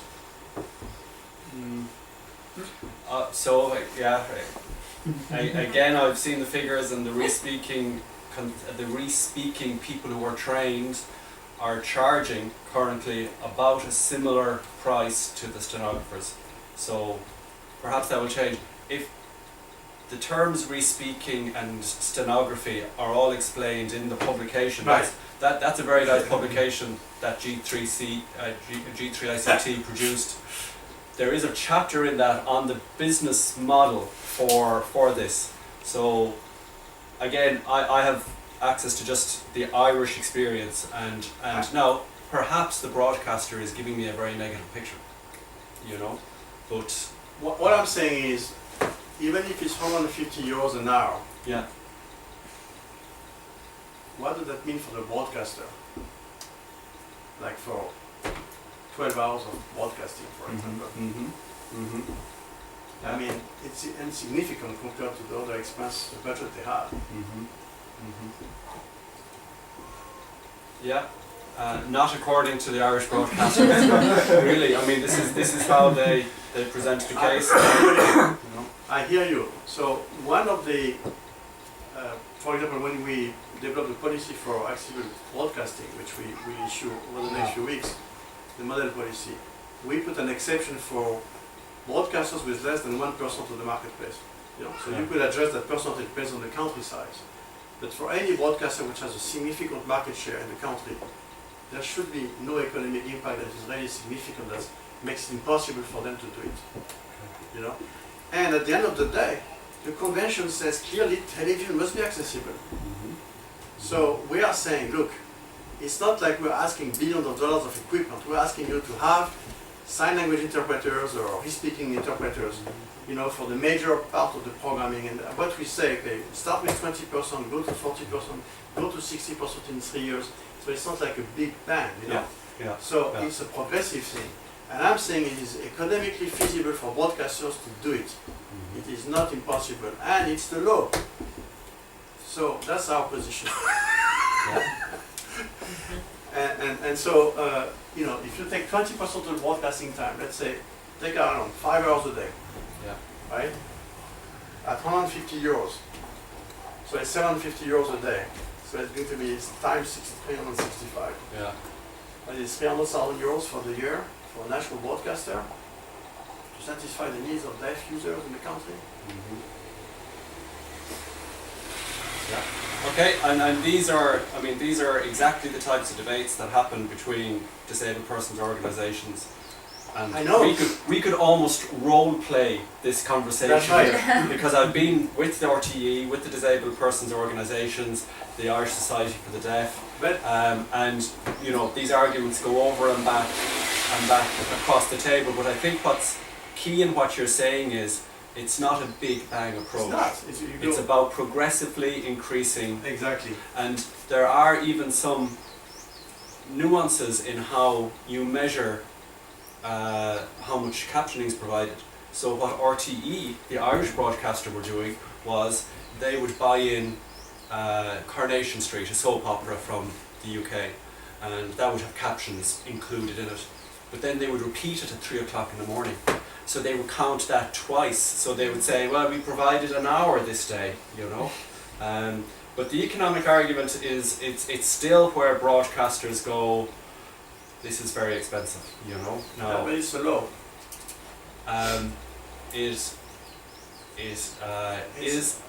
well, okay, so this is a good point. Axel is saying you must do it is the law. The regulator then says, yes, it is the law. And we will interpret the law to mean that it means 70% of the time. And that then becomes the law. And that then becomes the benchmark for the Irish state broadcaster. So when we say, when an advocacy organisation like Axel's pushes back and says it's the law, it must happen, I suppose you have to interpret what the national interpretation of that law is. I happily contribute my stack of slides for your Irish broadcasters, and so so what happened? United States, the most liberal country in the world, right, in many ways, and most business-friendly country, right? Can't argue with that. So in 1990, there was a Television Decoder Act which says that all television that are 13 inches or more, actually manufactured or sold in the US, must have a built-in decoder circuitry for closed captioning. So because they couldn't get it done, so the Congress passed a law that says that's it. Yeah. So he remembers that was like a box on top of it or something. He remembers. So at the time, everybody said, it's not possible, it's impossible, it's going to cost tons of money, it's more cheap. No? So the cost of that chip was actually added after the fact. People checked, it was like a few cents a chip. It's a non-event. However, what happened is it did not really work until actually the Congress then passed a law to make sure that broadcasters would actually leverage that option on, television sets. But now you have virtually captioning all over the place implemented, and it serves all kind of publics, and it's way beyond the deaf community. In fact, people in public spaces, and another benefit for broadcasters, which is really important, they don't really realize it automatically, is that it now becomes searchable on the web. You know, there are all kind of benefits. You know, it's not, if you do like, if you relieve from advertising on the web and your stuff is not searchable, you don't have advertising coming to your programs, you know, so there are all kind of business angles to it too, which I will not underestimate, you know.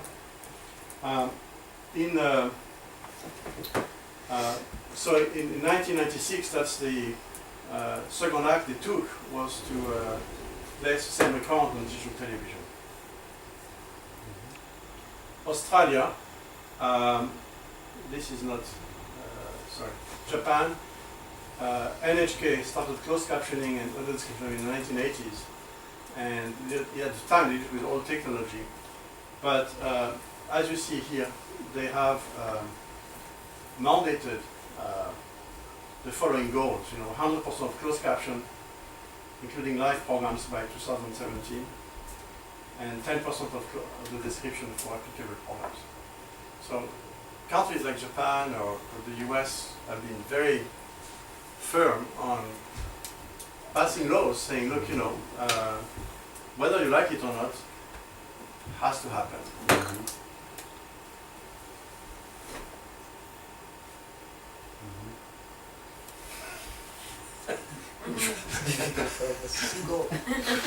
Yes, question.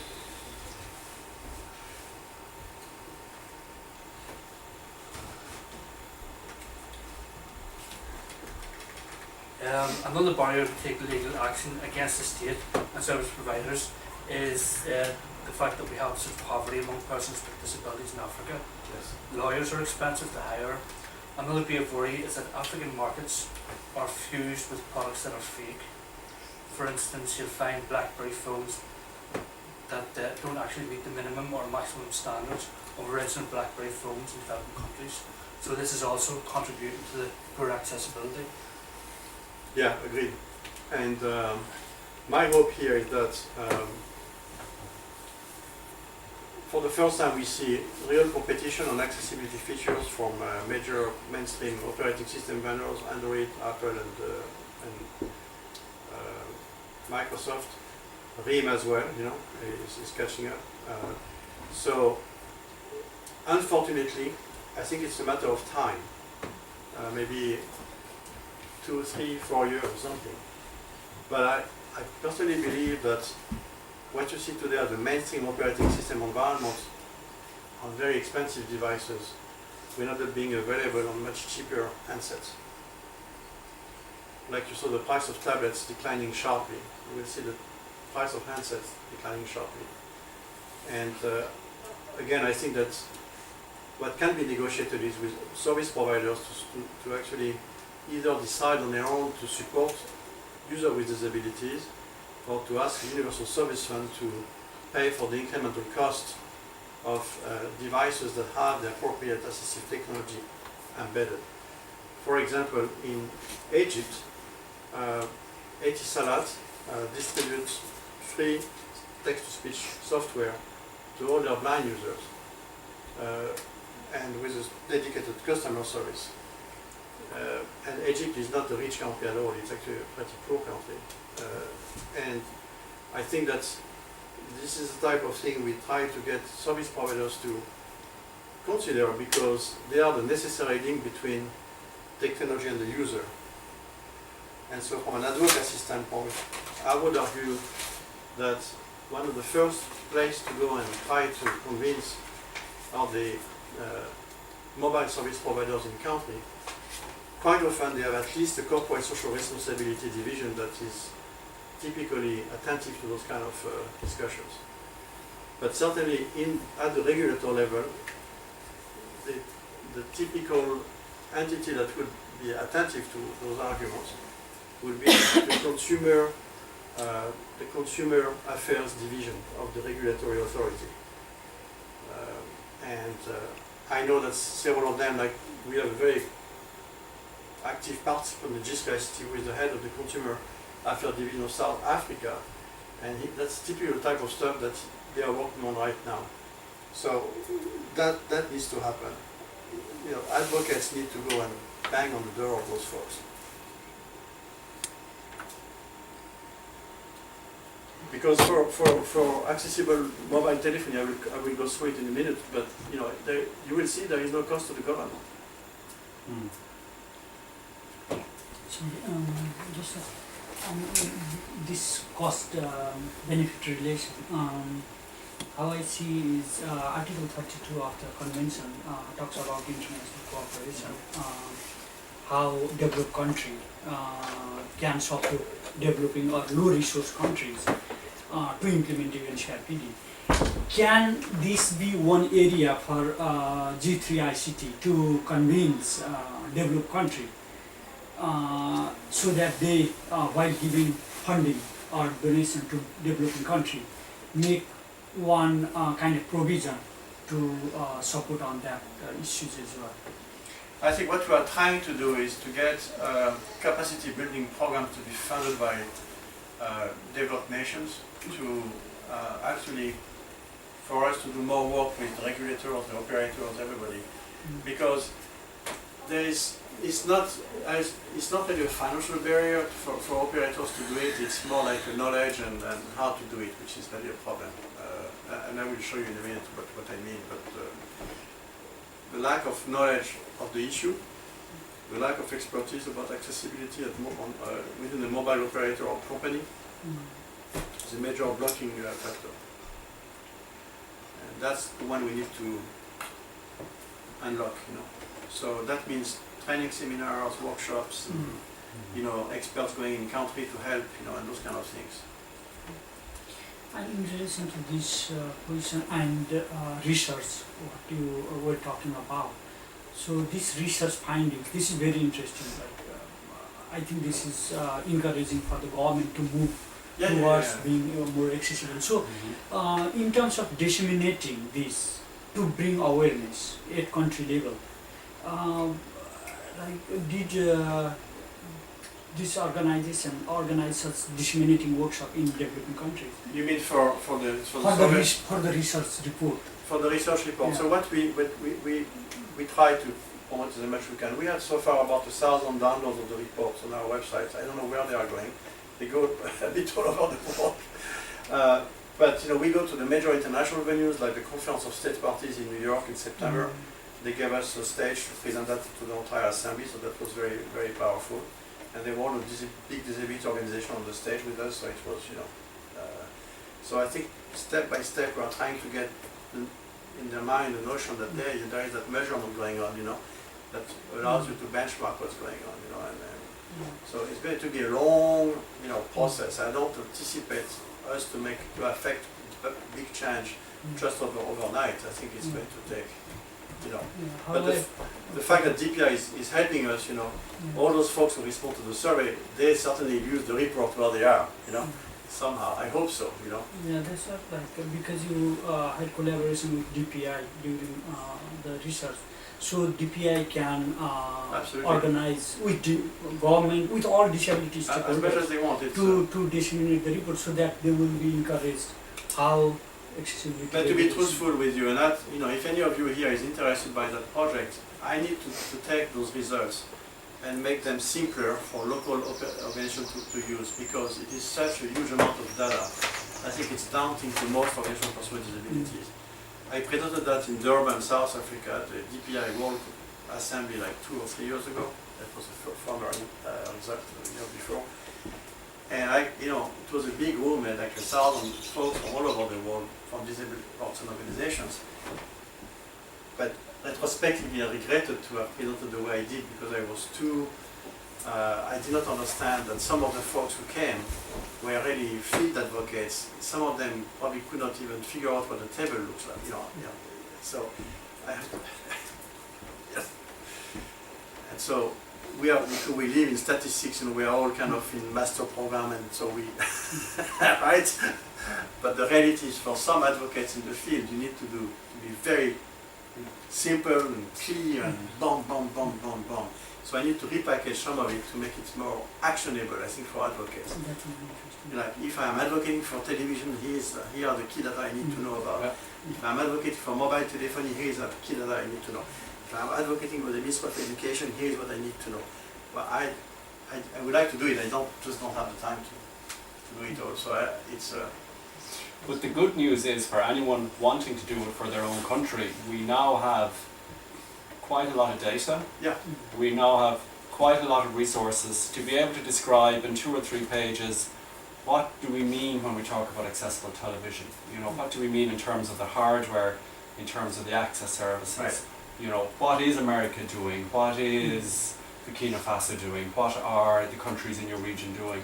So, I mean, thanks to the likes of G3ICT, and there's quite a lot of research from being generated by the European Commission as well for Europe, because Europe, you know, member states in Europe are absolutely struggling with this as well. You know, that the data is there, and I suppose as advocates and as people who may be in future working in policy areas, these are the tools of battle. This is you know, it is sometimes, as Axel has said, it is the law, it must be done. But then at other times it's about saying, here are the benefits. Here are the benefits to every stakeholder. And then at other times saying, well, let's just improve this by 5%. You know, you know, it's about getting tooled up, as it were, and having all those different resources in your arsenal, so that when you get the blind shutter, you know, going, we can't afford it, that you have maybe another data point to give them, another perspective to give them.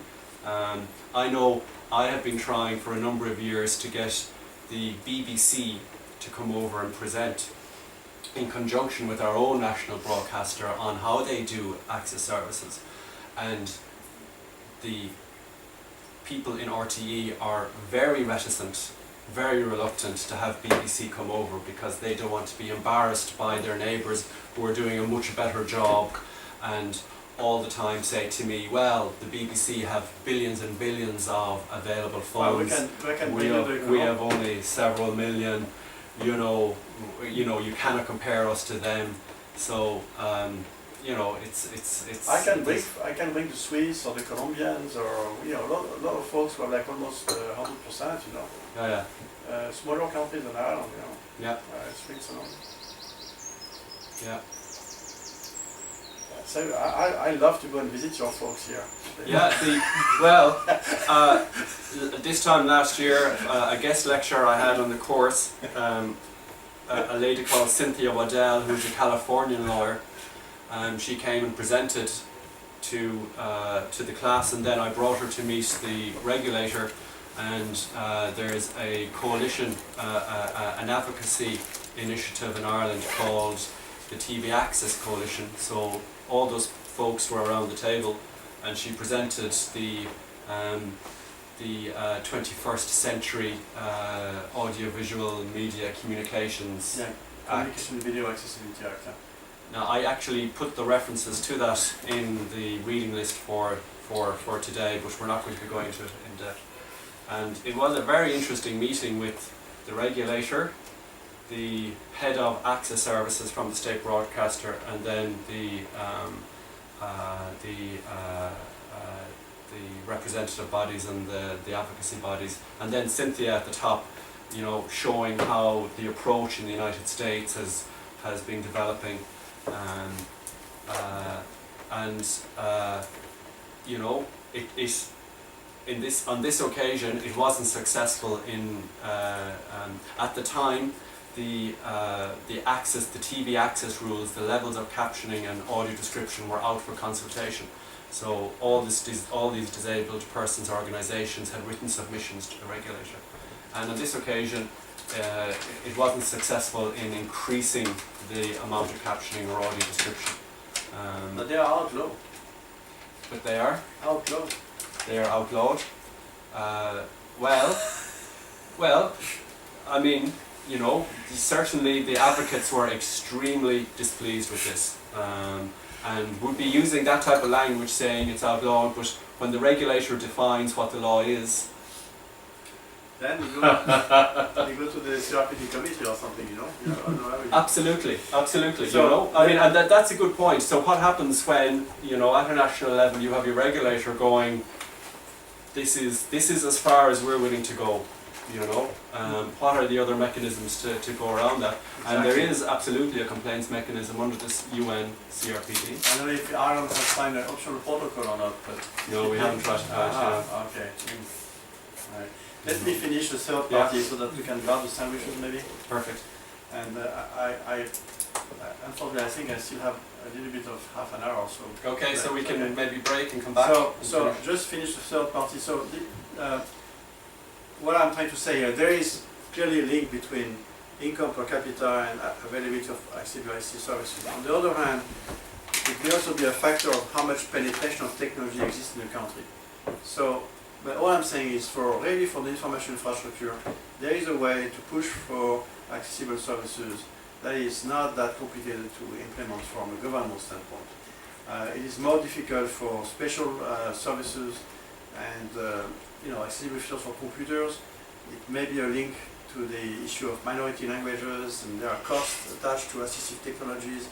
There is a clear cost for special devices, and so on and so forth. So we need to acknowledge the economic link, because to your point, in Africa, for example, where quite a few countries still have a low income per capita, a lot of that technology is still not available from an economic standpoint. That's clear. But that's not to say that you can't at least have television and mobile phone accessible. Right? Okay. So, in conclusion, what are the key policy gaps? What we see overall is that 2/3 of the countries have pretty solid commitments. 67%. If you combine all the answers on all the first leg of the survey on country commitments, the degree of compliance is overall 67%. And in terms of implementing impact, it's about 45%. But where you have the biggest weakness is on the capacity for implementation. And I would venture to say that for advocates in country, there's a very important aspect to consider, because without that capacity to implement, there will be no implementation.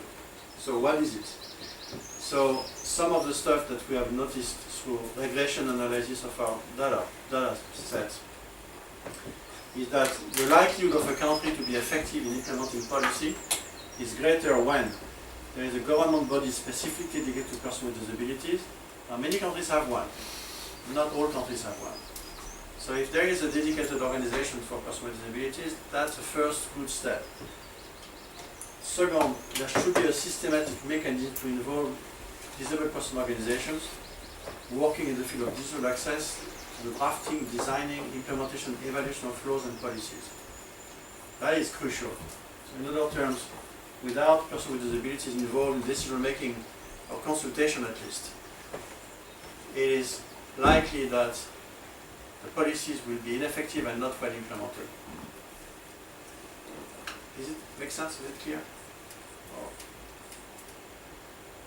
So in other terms, if in your country the government is not consulting with Association of the Deaf, Association of the Blind, Association of whichever category of disabilities, to develop programs and policies for those particular type of audiences, then the likelihood of success is much less. Right?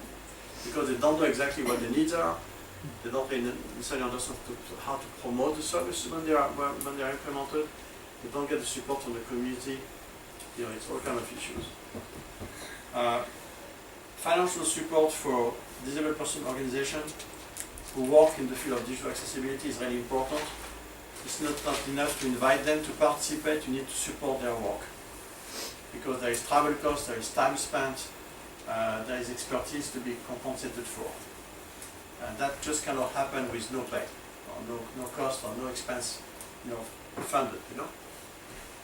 That is a very critical element that needs to be like almost a prerequisite in terms of national advocacy steps.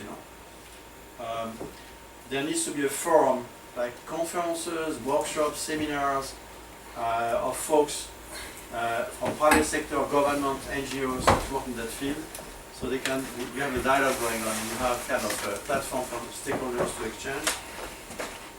And then we noticed that in countries where there is an effort to promote the CRPD in the country, you also have positive influence on the outcomes. And then finally, we see that countries which do participate in the work of international standard development organization, or at least follow those, or have a mechanism to get in touch with those organizations, have also better results.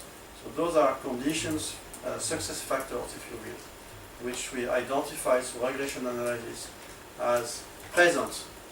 Not, I can't say causalities, not necessarily a direct deduction from it, but they are present when countries have good success. So then, of course, anecdotal evidence suggests that those are real issues, that are real factors that help, in advocacy. And so in the presentation, I put all those annexes, and there are links to the cross-tab result by region, by income, and so on and so forth. So that's for the progress report. So it gives you a sense, I hope, of where we are. You can see the glass half empty or half full. Half full, yeah. It's pretty much half full right now, but it's a third full in developing nations, 2/3 full in developed nations, put it this way. And much work to be done, much work to be done from the ground up. Include ICT accessibility as part of the accessibility definition. Make sure that there are policies in the field of information infrastructure, and then go out and promote specific areas with different stakeholders. Yeah. Okay, fantastic. That's really great. So what time are we now? 1:30. Will we say 2:10 to reconvene? And Axel, you were on housekeeping things I need to address. I'm totally flexible one way Yeah, or the other. there was some reading that I asked the class two articles I asked the class to look at, and I'd like to touch on those before we finish, just to try and tie in some of the the kind of more theoretical aspects that the readings presented with the very practical stuff we've been looking at so far.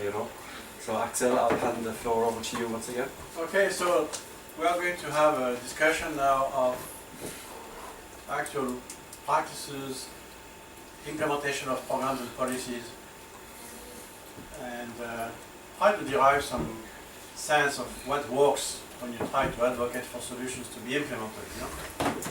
So just to get back to some of the points we discussed before, I think it's really important to have accurate demographics.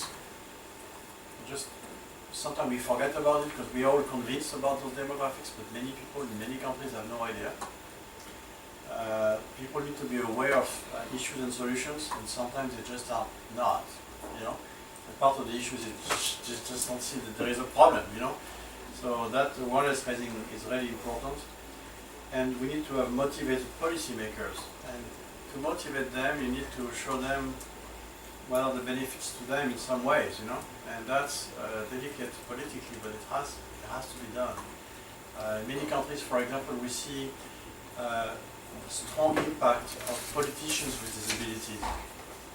So it's quite a few countries, either members of parliament or ministers, members of government who live with disabilities, have transformed the level of awareness in their countries about disabilities because of their own example. So those kind of things, and maybe it's a super well-known artist, like Stevie Wonder, something. So, and then the fourth thing is there is just no way to make progress if all stakeholders are not involved, and we discussed that earlier on several occasions. And then effective supported disabled person organizations, really key. So just sum up what we looked at before. And on the multiple stakeholders side, I want to stress three things. So that technology, infrastructure, and content and services are going to be controlled in all domains by different stakeholders. So for example, publishers or people who create movies, or people who are in education, and people who are, organizing the workplace for persons with disabilities. All those stakeholders are different groups. And at the same time, technology evolves very quickly, so it's very important to be kind of almost real time as you negotiate with people with what's going on and what are the solutions. And the implementation factors are essential, as you will see in a minute, and the devil is in the detail for things to work. One of the questions we asked to a group of experts we gathered last summer in Canada to talk about policy making in ICT accessibility. Obviously, we asked them ahead of time. It was about 45 folks, equally balanced between private sector, public sector, and disability advocate. We asked them who should be driving e-accessibility, and we asked them, and we crossed that by sectors, So it looks like, depending on which sector you are talking about, the mix of responsibilities in terms of implementing e-accessibility is going to be quite different. So even that balance between private sector, public sector, NGOs, and who does what is going to vary considerably. So of course, for e-government services, at the bottom of the chart, it's almost entirely the government with little shared responsibility with private sector. Same for education, predominantly the public sector. But on the other hand of the spectrum, banking and financial services, or travel and tourism, broadcasting and new media, those are domains where collaboration has to happen. Otherwise, I think there is no policy that's easy to put in place. So that's just to give you a visual representation of the variety of situation by sector. This is on a small sample of experts, but I think if you think about it, it reflects pretty much what's going on. Would you agree with that, Dolan? Yeah, I'm surprised that telecoms has got a very small government involvement. I would have thought as a very regulated industry that it would have been a bigger proportion. The experts would have thought it was a bigger proportion, but apart from that, they put the vast majority to an equally driven. Yeah. Yeah. For me, the surprising thing is education sector. Why they didn't feel private sector can drive accessibility? Zero in the education sector. They feel like no private sector can contribute on that, because in education sector they have private schools exactly. Yeah. So why they undermine this factor is quite interesting for me. Anyway, that's a perception. It's a measurement of the perceived from their own experience as advocates or people who have been involved in that whole policy thing. This is how they perceive the balance of responsibility of who drives what. So they perceive, or they think who should be, because the title of it is who should be, an aspirational measure, or was it their perception of what's happening? Well, the notion, it was in the context of the questionnaire which was trying to identify what were their what was going on to make things happen. Okay. So that is the context. Very interesting. So, but whichever is the accuracy of those different evaluations, one thing is sure, which is certainly accurate, is that the balance of responsibility is going to be very different from one sector to the next. That's for sure. Now, how much of the gray, or the pink, or the red, or blue, may be subject to discussion, but what it means is each sector you have a different mix of stakeholders. And if you try to have a blanket policy like with for everything one size fits all, it's not going to work. The way you negotiate with broadcasters, with education folks, with it's going to be totally different stakeholders, different issues. There's a question there from Cindy, if that's okay.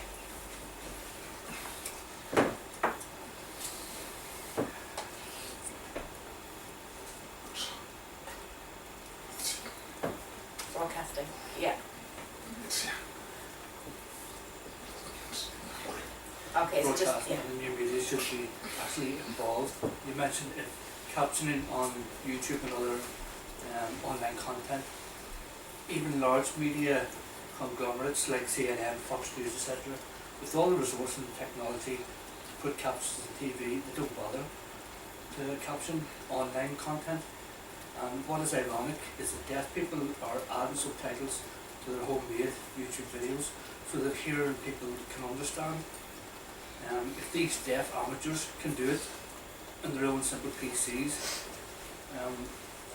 Why can't the big companies Right. with the resources do it? The same goes for professional video bloggers and new media. Okay, so there are two answers to that are really real-time thing for you because they are happening right now. Number one, the 21st Century Communication Video Accessibility Act in the United States has a disposition that says that if a video has been aired on television with captions, it has to be aired or posted on the web with the caption. Okay, so it means Okay, alright. it's unlawful for CNN or Fox News or whatever it is, who has already aired something with caption on their television channels, to then post it on the web without the caption. They will be sued for that. Okay? So anything that goes on television with caption has to be on the web with captions. That's the law that's going to be implemented this year in the United States. Now, the second issue is, because of a number of different file formats, when you convert a video from one format to another format, most of the time you lose the captions. That is because there is no standardized inter-exchange file format for video that includes captions and audio description actually. So we are currently working in IT on that very topic, which is, okay, how do we manage to make sure that you can convert video files to another format without using the captioning? Which is a stupid stuff, but it's real. In fact, if you download on your computer a captioned video from YouTube, chances are it comes on your PC without the caption. Why? Because in the transfer mode, the caption goes away. So that is a stupid, I think we can resolve it, but there needs to be a standard adopted for that. So that you can exchange video format from video format to video format, from the web, from television, from X country to another country, and so on and so forth. So that's the second thing. And the third thing is user-generated content is now massive. I mean, I think it's the number of views on YouTube is several billions a year now. So how do you ensure that that incredible amount of video content? I think it's like they have like right now like 30 hours of video uploaded every minute on YouTube. I mean, it's massive, So how do you make sure that that user-generated content remains accessible? So I think that's where we see either automated captioning or crowdsourced captioning enter into play. Right? So the question, Francis, is just linked to that point. Where do you place the users in driving accessibility? Right. That's the point. And I think what you will see is that some level of automated captioning is evolving, and then crowdsourced captioning for education material and that kind of good stuff will emerge eventually. And that's where the copyright issue comes into play, because it's a vacuum right now. That's why we try to address it ahead of time. Now, why would some of those companies do the captioning? And Donald, we had that discussion last night. I think you're absolutely correct to say that one of the hidden motivations for those guys to do it is not so much to serve the deaf population, but to make sure that they go on search engine with keyword search, so that they can place advertising. So, if that's the case, then we will likely have a problem of ongoing problem of accuracy that nobody cares about, because for advertising, as you say, it's good enough to have 70% accuracy Mm. because the ad placement engine will just look at words, you know, to place the ad. But the deaf user is going to need an accurate captioning. So right now there is a whole discussion about next degree of metrics for both television and captioning in general. Is what are the quality measurements that needs to be standardized around the world to measure accuracy of captioning. That makes sense. Yeah. That's going on in the UK. And the UK is kind of ahead of the curve versus other countries.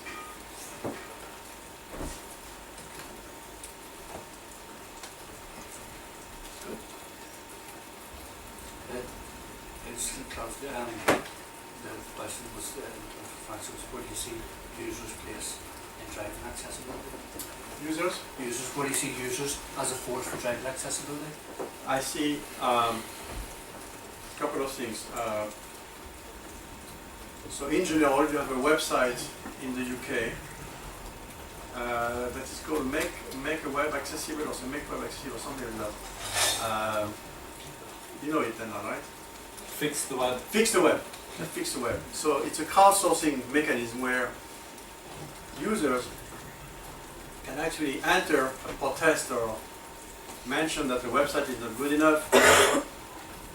And so after a while, if many users file their complaints, that non-profit goes to the website owner and says, hey, look at the comments we are getting against your website, you know. So that's kind of a crowdsourced, self-contained mechanism. The second thing I can see happen is crowdsourced accessibility, meaning, say, educators are using the same wonderful video of a volcano or some nature video or some scientific science video program, but it's not captioned, it's just out there on YouTube, you know. But I could see a process by which educators will start to caption that video and share the caption.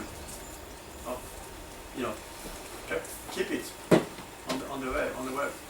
So this, Yeah. this is the home page of Fix the Web. Yeah. So you put in the URL of the website that you're having difficulty with, and that URL then is given to a number of volunteer developers who will volunteer solutions back to the organization that owns the website. So it's a little bit naming and shaming, but it's also following it up with, and here's a little bit of support, you know. So it's an interesting approach on it, you know. So I would like to give you to finish our presentation today with a couple of examples that illustrate the three ways you can get things moving on. Right? One is you can have market-driven initiatives that bring ICT accessibility to the consumer. You can have negotiated roadmaps among different stakeholders and say, okay, we commit to do that jointly, you know, with development organization, operators, regulators, you know, and then they execute the roadmap. And last but not the least, you can also have laws and regulations to say, hey, that's it, you have got to do it, right? So I would like to show you different examples of those approaches, and for each of those three categories. Kind of. I remember before, in the 90s, those accessibility standards, his name was, it was Bobby. Does that ring a bell? Yeah. For the web. Like I'm just wondering, Yeah. if the websites were accessible, they were given like a recommendation seal from Bobby, and I approval as such. The Bobby. So, yes, so there are a few of those websites. One I like very much is the one from the university in the US, which does the WebAIM. WebAIM called Wave. Yeah, Wave. That's it. Wave. Yeah, Wave. I have been using Wave quite a bit to show to companies how And sometimes, when people ask me what is about web accessibility, I go on my computer, project the website, put the URL in WebAIM, and then the page comes back and you have all the errors and stuff and recommendations posted. So it's a very effective way to tell people, look, you are really not compliant with standard accessibility. So next week we will go in depth into web accessibility. We can look at some of these tools, and we'll also discuss the new draft directive on web accessibility, and if tools like Bobby could be used in helping governments measure their own level of accessibility. And there are positives about these tools and there are also negatives, and we can look at what the positives are in using these tools and the negatives are as well. Yeah, because now that your web accessibility policy is in place for e-government, that implies somewhere measurement. So the question then is, there is now W3C and the European Commission have a project going on to establish guidelines for measurement of accessibility, because sometimes you may have a website, I think that's what you are going to, so with your comment, but I think there are websites that may be totally compliant with the W3C guidelines, but really not useful to persons with disabilities, because for some reason they're not very usable. Yeah? And then you may have websites that are very functional and usable by persons with disabilities, which have a lot of errors. And so the balance here is, you need to look at the compliance from a standard standpoint, but also the actual outcome for persons with disabilities. Can they actually use, transact, understand, and sometimes it has nothing to do with only accessibility itself, it's other subjective factors, I don't know if that's... Yeah, no, just what you are mentioning is related to regulation, because a key part of regulation is measuring conformance and then taking action in instances of non-conformance.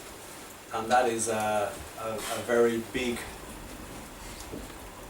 area for any law and regulation, and particularly in this area where sometimes it can be hard to measure things. So it is I would frame this question not as a fourth element to promoting accessibility, but a key part of regulation. Yeah.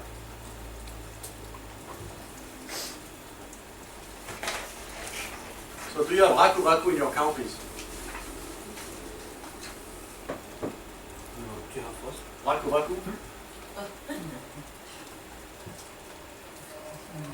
It's a mobile phone.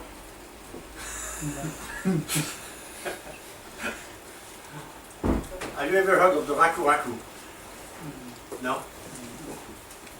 Okay. Let's look at the raku. So, Donald will probably endorse this slide, I hope so. Universal design, and you recognize the range of capabilities of all your users, and you go about identifying everything that's happening in terms of user experience. You understand the statistics, the quantitative aspect of your marketplace, so that you can actually design accordingly. And then you want to achieve profitability in the commercial context and sustainability in the public context, meaning you try to make sure that the solution you are adopting fits all user needs, but also drives you to a positive business results, a positive business angle. So the raku story is the following. So in Japan, in 2001, NTT Docomo had a market share of 51% of mobile subscriptions. So they were the dominant player in Japan. And at the time, the penetration of cell phone in Japan was 82.6%. So now, of course, it's probably over 100%. And one of the issues is, when the market saturates, typically competition increases, because it's now not about attracting new customers, it's about stealing customers from the other competitors.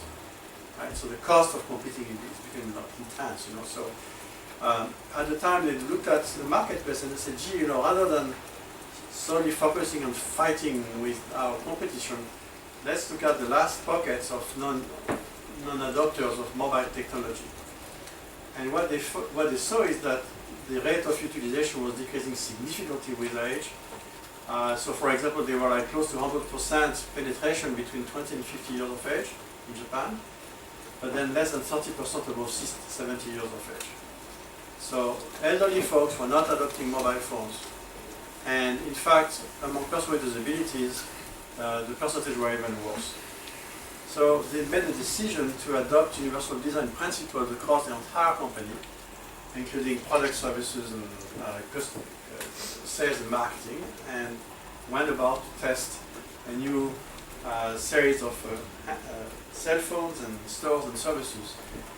So these are slides from Entity Docomo, so just want to cite the source here, which they presented to us a few years ago. And what that says is, you know, at the sales, point of sales level, there were trained salespeople that knew sign language, there were accessible toilets, there were ramps for the shop, there were all kind of signage and so on and so on, everything you can expect from an accessible place. Okay?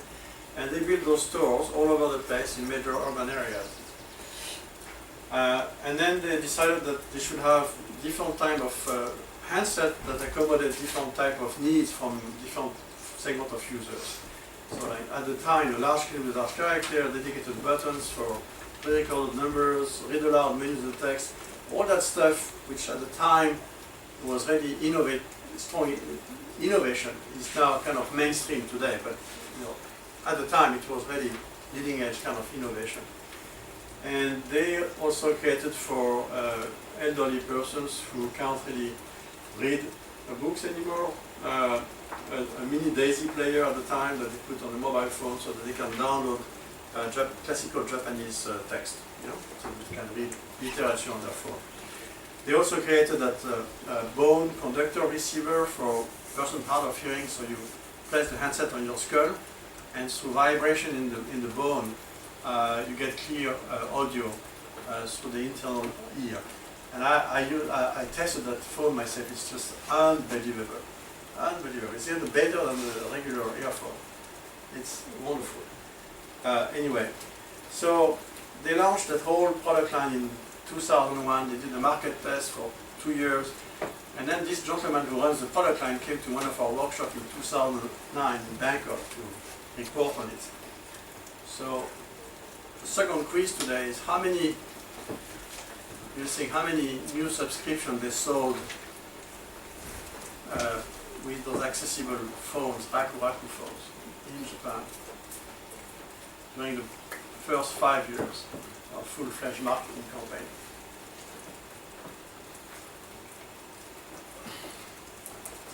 And if you guess right, there is a spot prize. Wow. So start guessing. What's the first bid? What's the first number? The nearest guess gets a signed copy from Axel of the G3 ICT handbook. I'd say about 75%. A number, not a percentage. A number. A number. How many units, how many subscribers?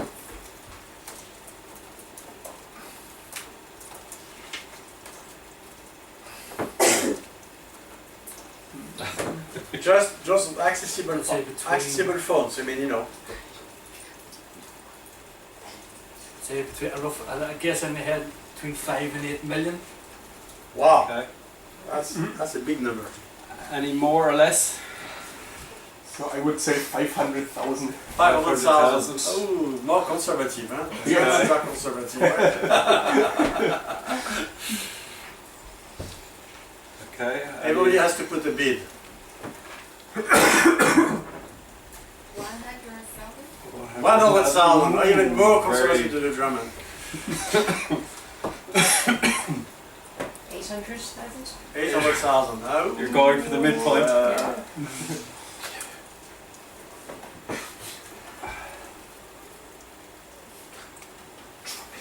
2 million. 2 million. 2 million, wow. You're on the optimistic side. I guess 750,000. Okay, so give me the book.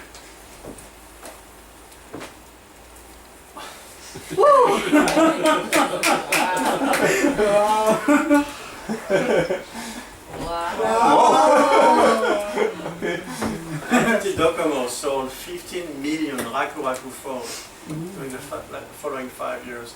They gained 70% market share of the elderly market in Japan. And it was a smashing commercial and financial success for them.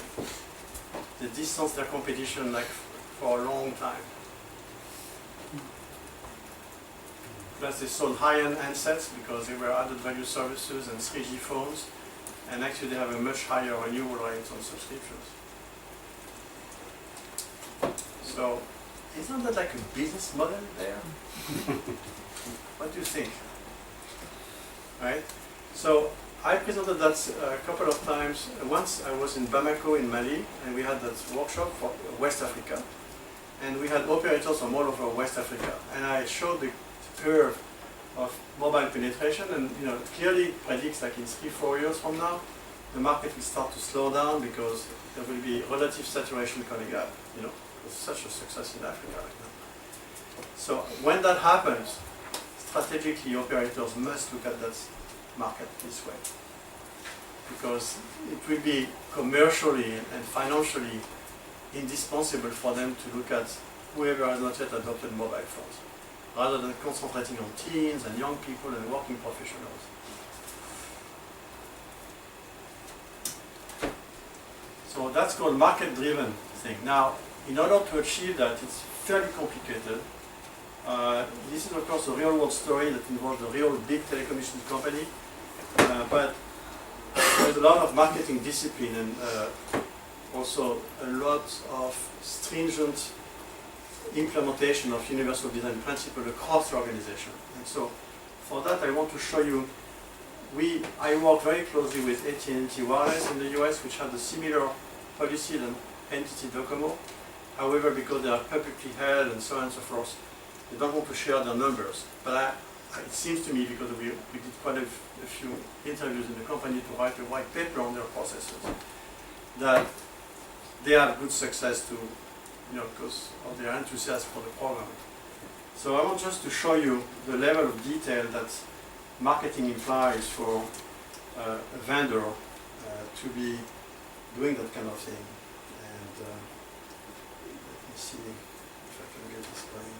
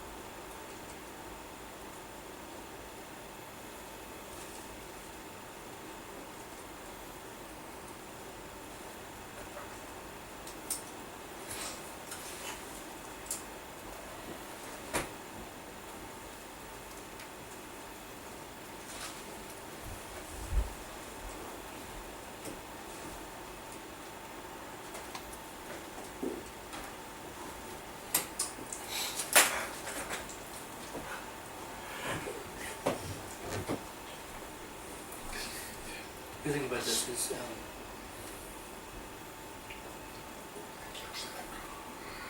communication. In America, super for deaf. And it promotes services. Even deaf people themselves are starting to set up their own video phone services. So the point of the video here is that for service providers to really serve the population of persons with disabilities, they need to have highly targeted marketing and consider persons with disabilities the same way they would target teenagers or whatever category of professional, whatever. They need to adjust their marketing means to whatever the audience is. And so I showed it because it's a good example of a very simple marketing piece that can actually have a viral effect among the deaf population. It's a video on YouTube. Yeah. But you need to have the mobile service provider needs to understand the demographics in the country. They need to understand that there are people out there who communicate with sign, you know, and it's not obvious. I can tell you, many mobile service providers, they don't know. They don't know. So both NTT, Docomo in Japan, AT&T in the US, Orange to a certain extent in Europe, have developed now very targeted marketing campaign, and they also have in the background dedicated customer service for persons with disabilities. So if you call and you are deaf or you are blind or whatever other issue you may have that communicate with normally with the service providers, they would have a competent customer service representative with the alternative communications you need. Because if you don't have that as an operator, you cannot sell and you cannot service customers. So it means that the mobile service provider must have a dedicated effort, not only to provide the technology that's accessible, but they must have everything from the shop, the salespeople trained, the customer service, the billing system, everything needs to be accessible. So that's, I don't know if that makes sense to you all. Oh yeah, it does. I understand. Yeah. So, Is that only in America, Franklin's asking? In Ireland you having that? In Canada? Have it as well? Frank was asking, is that only in America? which one? The video phones, is it only in America? No. There are different countries. Yeah. So it's worldwide? Wherever you have bandwidth required, 3G or 4G, and then you have an operator who takes the initiative, yes, you have it, but it's in the hands of the mobile operator. That's why I'm suggesting very strongly that, you know, working with mobile operator is very, very useful, because when they understand the market potential, they see the quality of service they can provide, the fact that they can get money from the Universal Service Fund, you know, they start to think differently. And it's really by talking to them, by educating them, that you get the best result, I think. I can give you a counter example. We were invited to give a presentation in one of the Gulf states, Arabian Gulf states, and it's a very rich country. And the telecom regulator said, I would like to do a public meeting with all the operators of the IT industry, and they gave me 2 hours to go over everything that was going on around the world. There was a break, and then they called all the mobile operators on the stage to tell the room what they were doing. So, and the head of the regulatory authority was in the room. So, at the break, everybody got on the stage, and I showed the Raku story, and I showed, you know, everything I could, you know, the mobile phone, you know. And so they said, well, we don't really do much, you know. And so 2 weeks later, I was back in the US. I get a press release that says, in that country, the regulator, the person with disabilities, and all operators have agreed on a roadmap to implement accessibility of mobile phone in the country. said, wow, that's fast, And so the regulator issued a, guideline for them to do it. And they bought, one of the leading operator bought like 1,000 license from Code Factory, for the screen reader. That's off the record, but a year later, one of the guys who in the sales organization of that company told me that there was zero activation of those licenses. So what happened is the operator had complied. They had purchased the license for those, free license for the best text-to-speech software available in the marketplace. They made it available free of charge to their blind users, But nobody promoted it, and nobody serviced it, and nobody knew about it, and they stayed unutilized. So there was compliance, but zero effect. So that's what I'm saying, there is that balance between market-driven initiative, roadmaps, regulations, If you don't have the ability within the service provider organization to make it happen, it's not going to happen. You can put all the sticks you want on the head of those folks, it will not happen. You need to understand how to make it happen. And another example is Canada, where people are even in Belgium would tell me, we are trying to be compliant, but it's not working. It's not working. So it has to be market-driven. They need to embrace universal design. They need to study the customer base. They need to actually design everything for that stuff to work from A to Z. All right. So that first one was a market-driven initiative. I will now go through the process that was followed by the French mobile operators, which is different from entity, because it came from the advocacy world, it came from the regulator, and for a little bit from the operators. But it was really a case where the advocates, I think, were in the lead in the beginning. And so what happened there is that the market was going very fast. There was not that many accessible solutions available to persons with disabilities. So the Government Disabled Person Organization and Association of Mobile Operators got together, and they actually, the regulators, kind of said, we are going to have that kind of discussion, we are going to do a roadmap. If we agree on the roadmap and you implement the roadmap, great. If you don't, we'll regulate. So there was kind of in the background the threat of the stick, hanging out there. But they did a voluntary program which had milestones for implementation of features with defined priorities. They had selected necessary features, comfort features, and desirable new features in the future. And they had a lot of detailed analysis of all those different segments of the population of users, which really matches what NTT did or AT&T does. And then what was very interesting, they agreed on the codification of accessibility features, so you will have little labels on the boxes of the handsets, like you had a little E or a little I, a little, those kind of things. And so the Association of Mobile Service Providers put together 600,000 brochures they distributed across the country to disabled person organizations, to shops and everything. And those are the kind of pictograms that they adopted to promote the accessibility features of mobile phones across all brands and all service providers. And then they agreed to have an annual reporting on the progress versus the roadmap. And that annual survey will be published. And then they agreed to do more focus group to evaluate the usability of existing phones, and they updated the features required for phones in subsequent years, and so on and so forth. And by 2009, so that's 4 years later, from zero or almost none, they went from between 10 and 20 accessible handsets per service providers, which was a demonstration of good choice. And they all had customer service support centers established for persons with disabilities. And one of them, the smallest one actually, created a service spin-off with an organization of persons with disabilities. The kind of the blind union, the French blind union, spun off a little company to actually outsource the customer service of the mobile operator.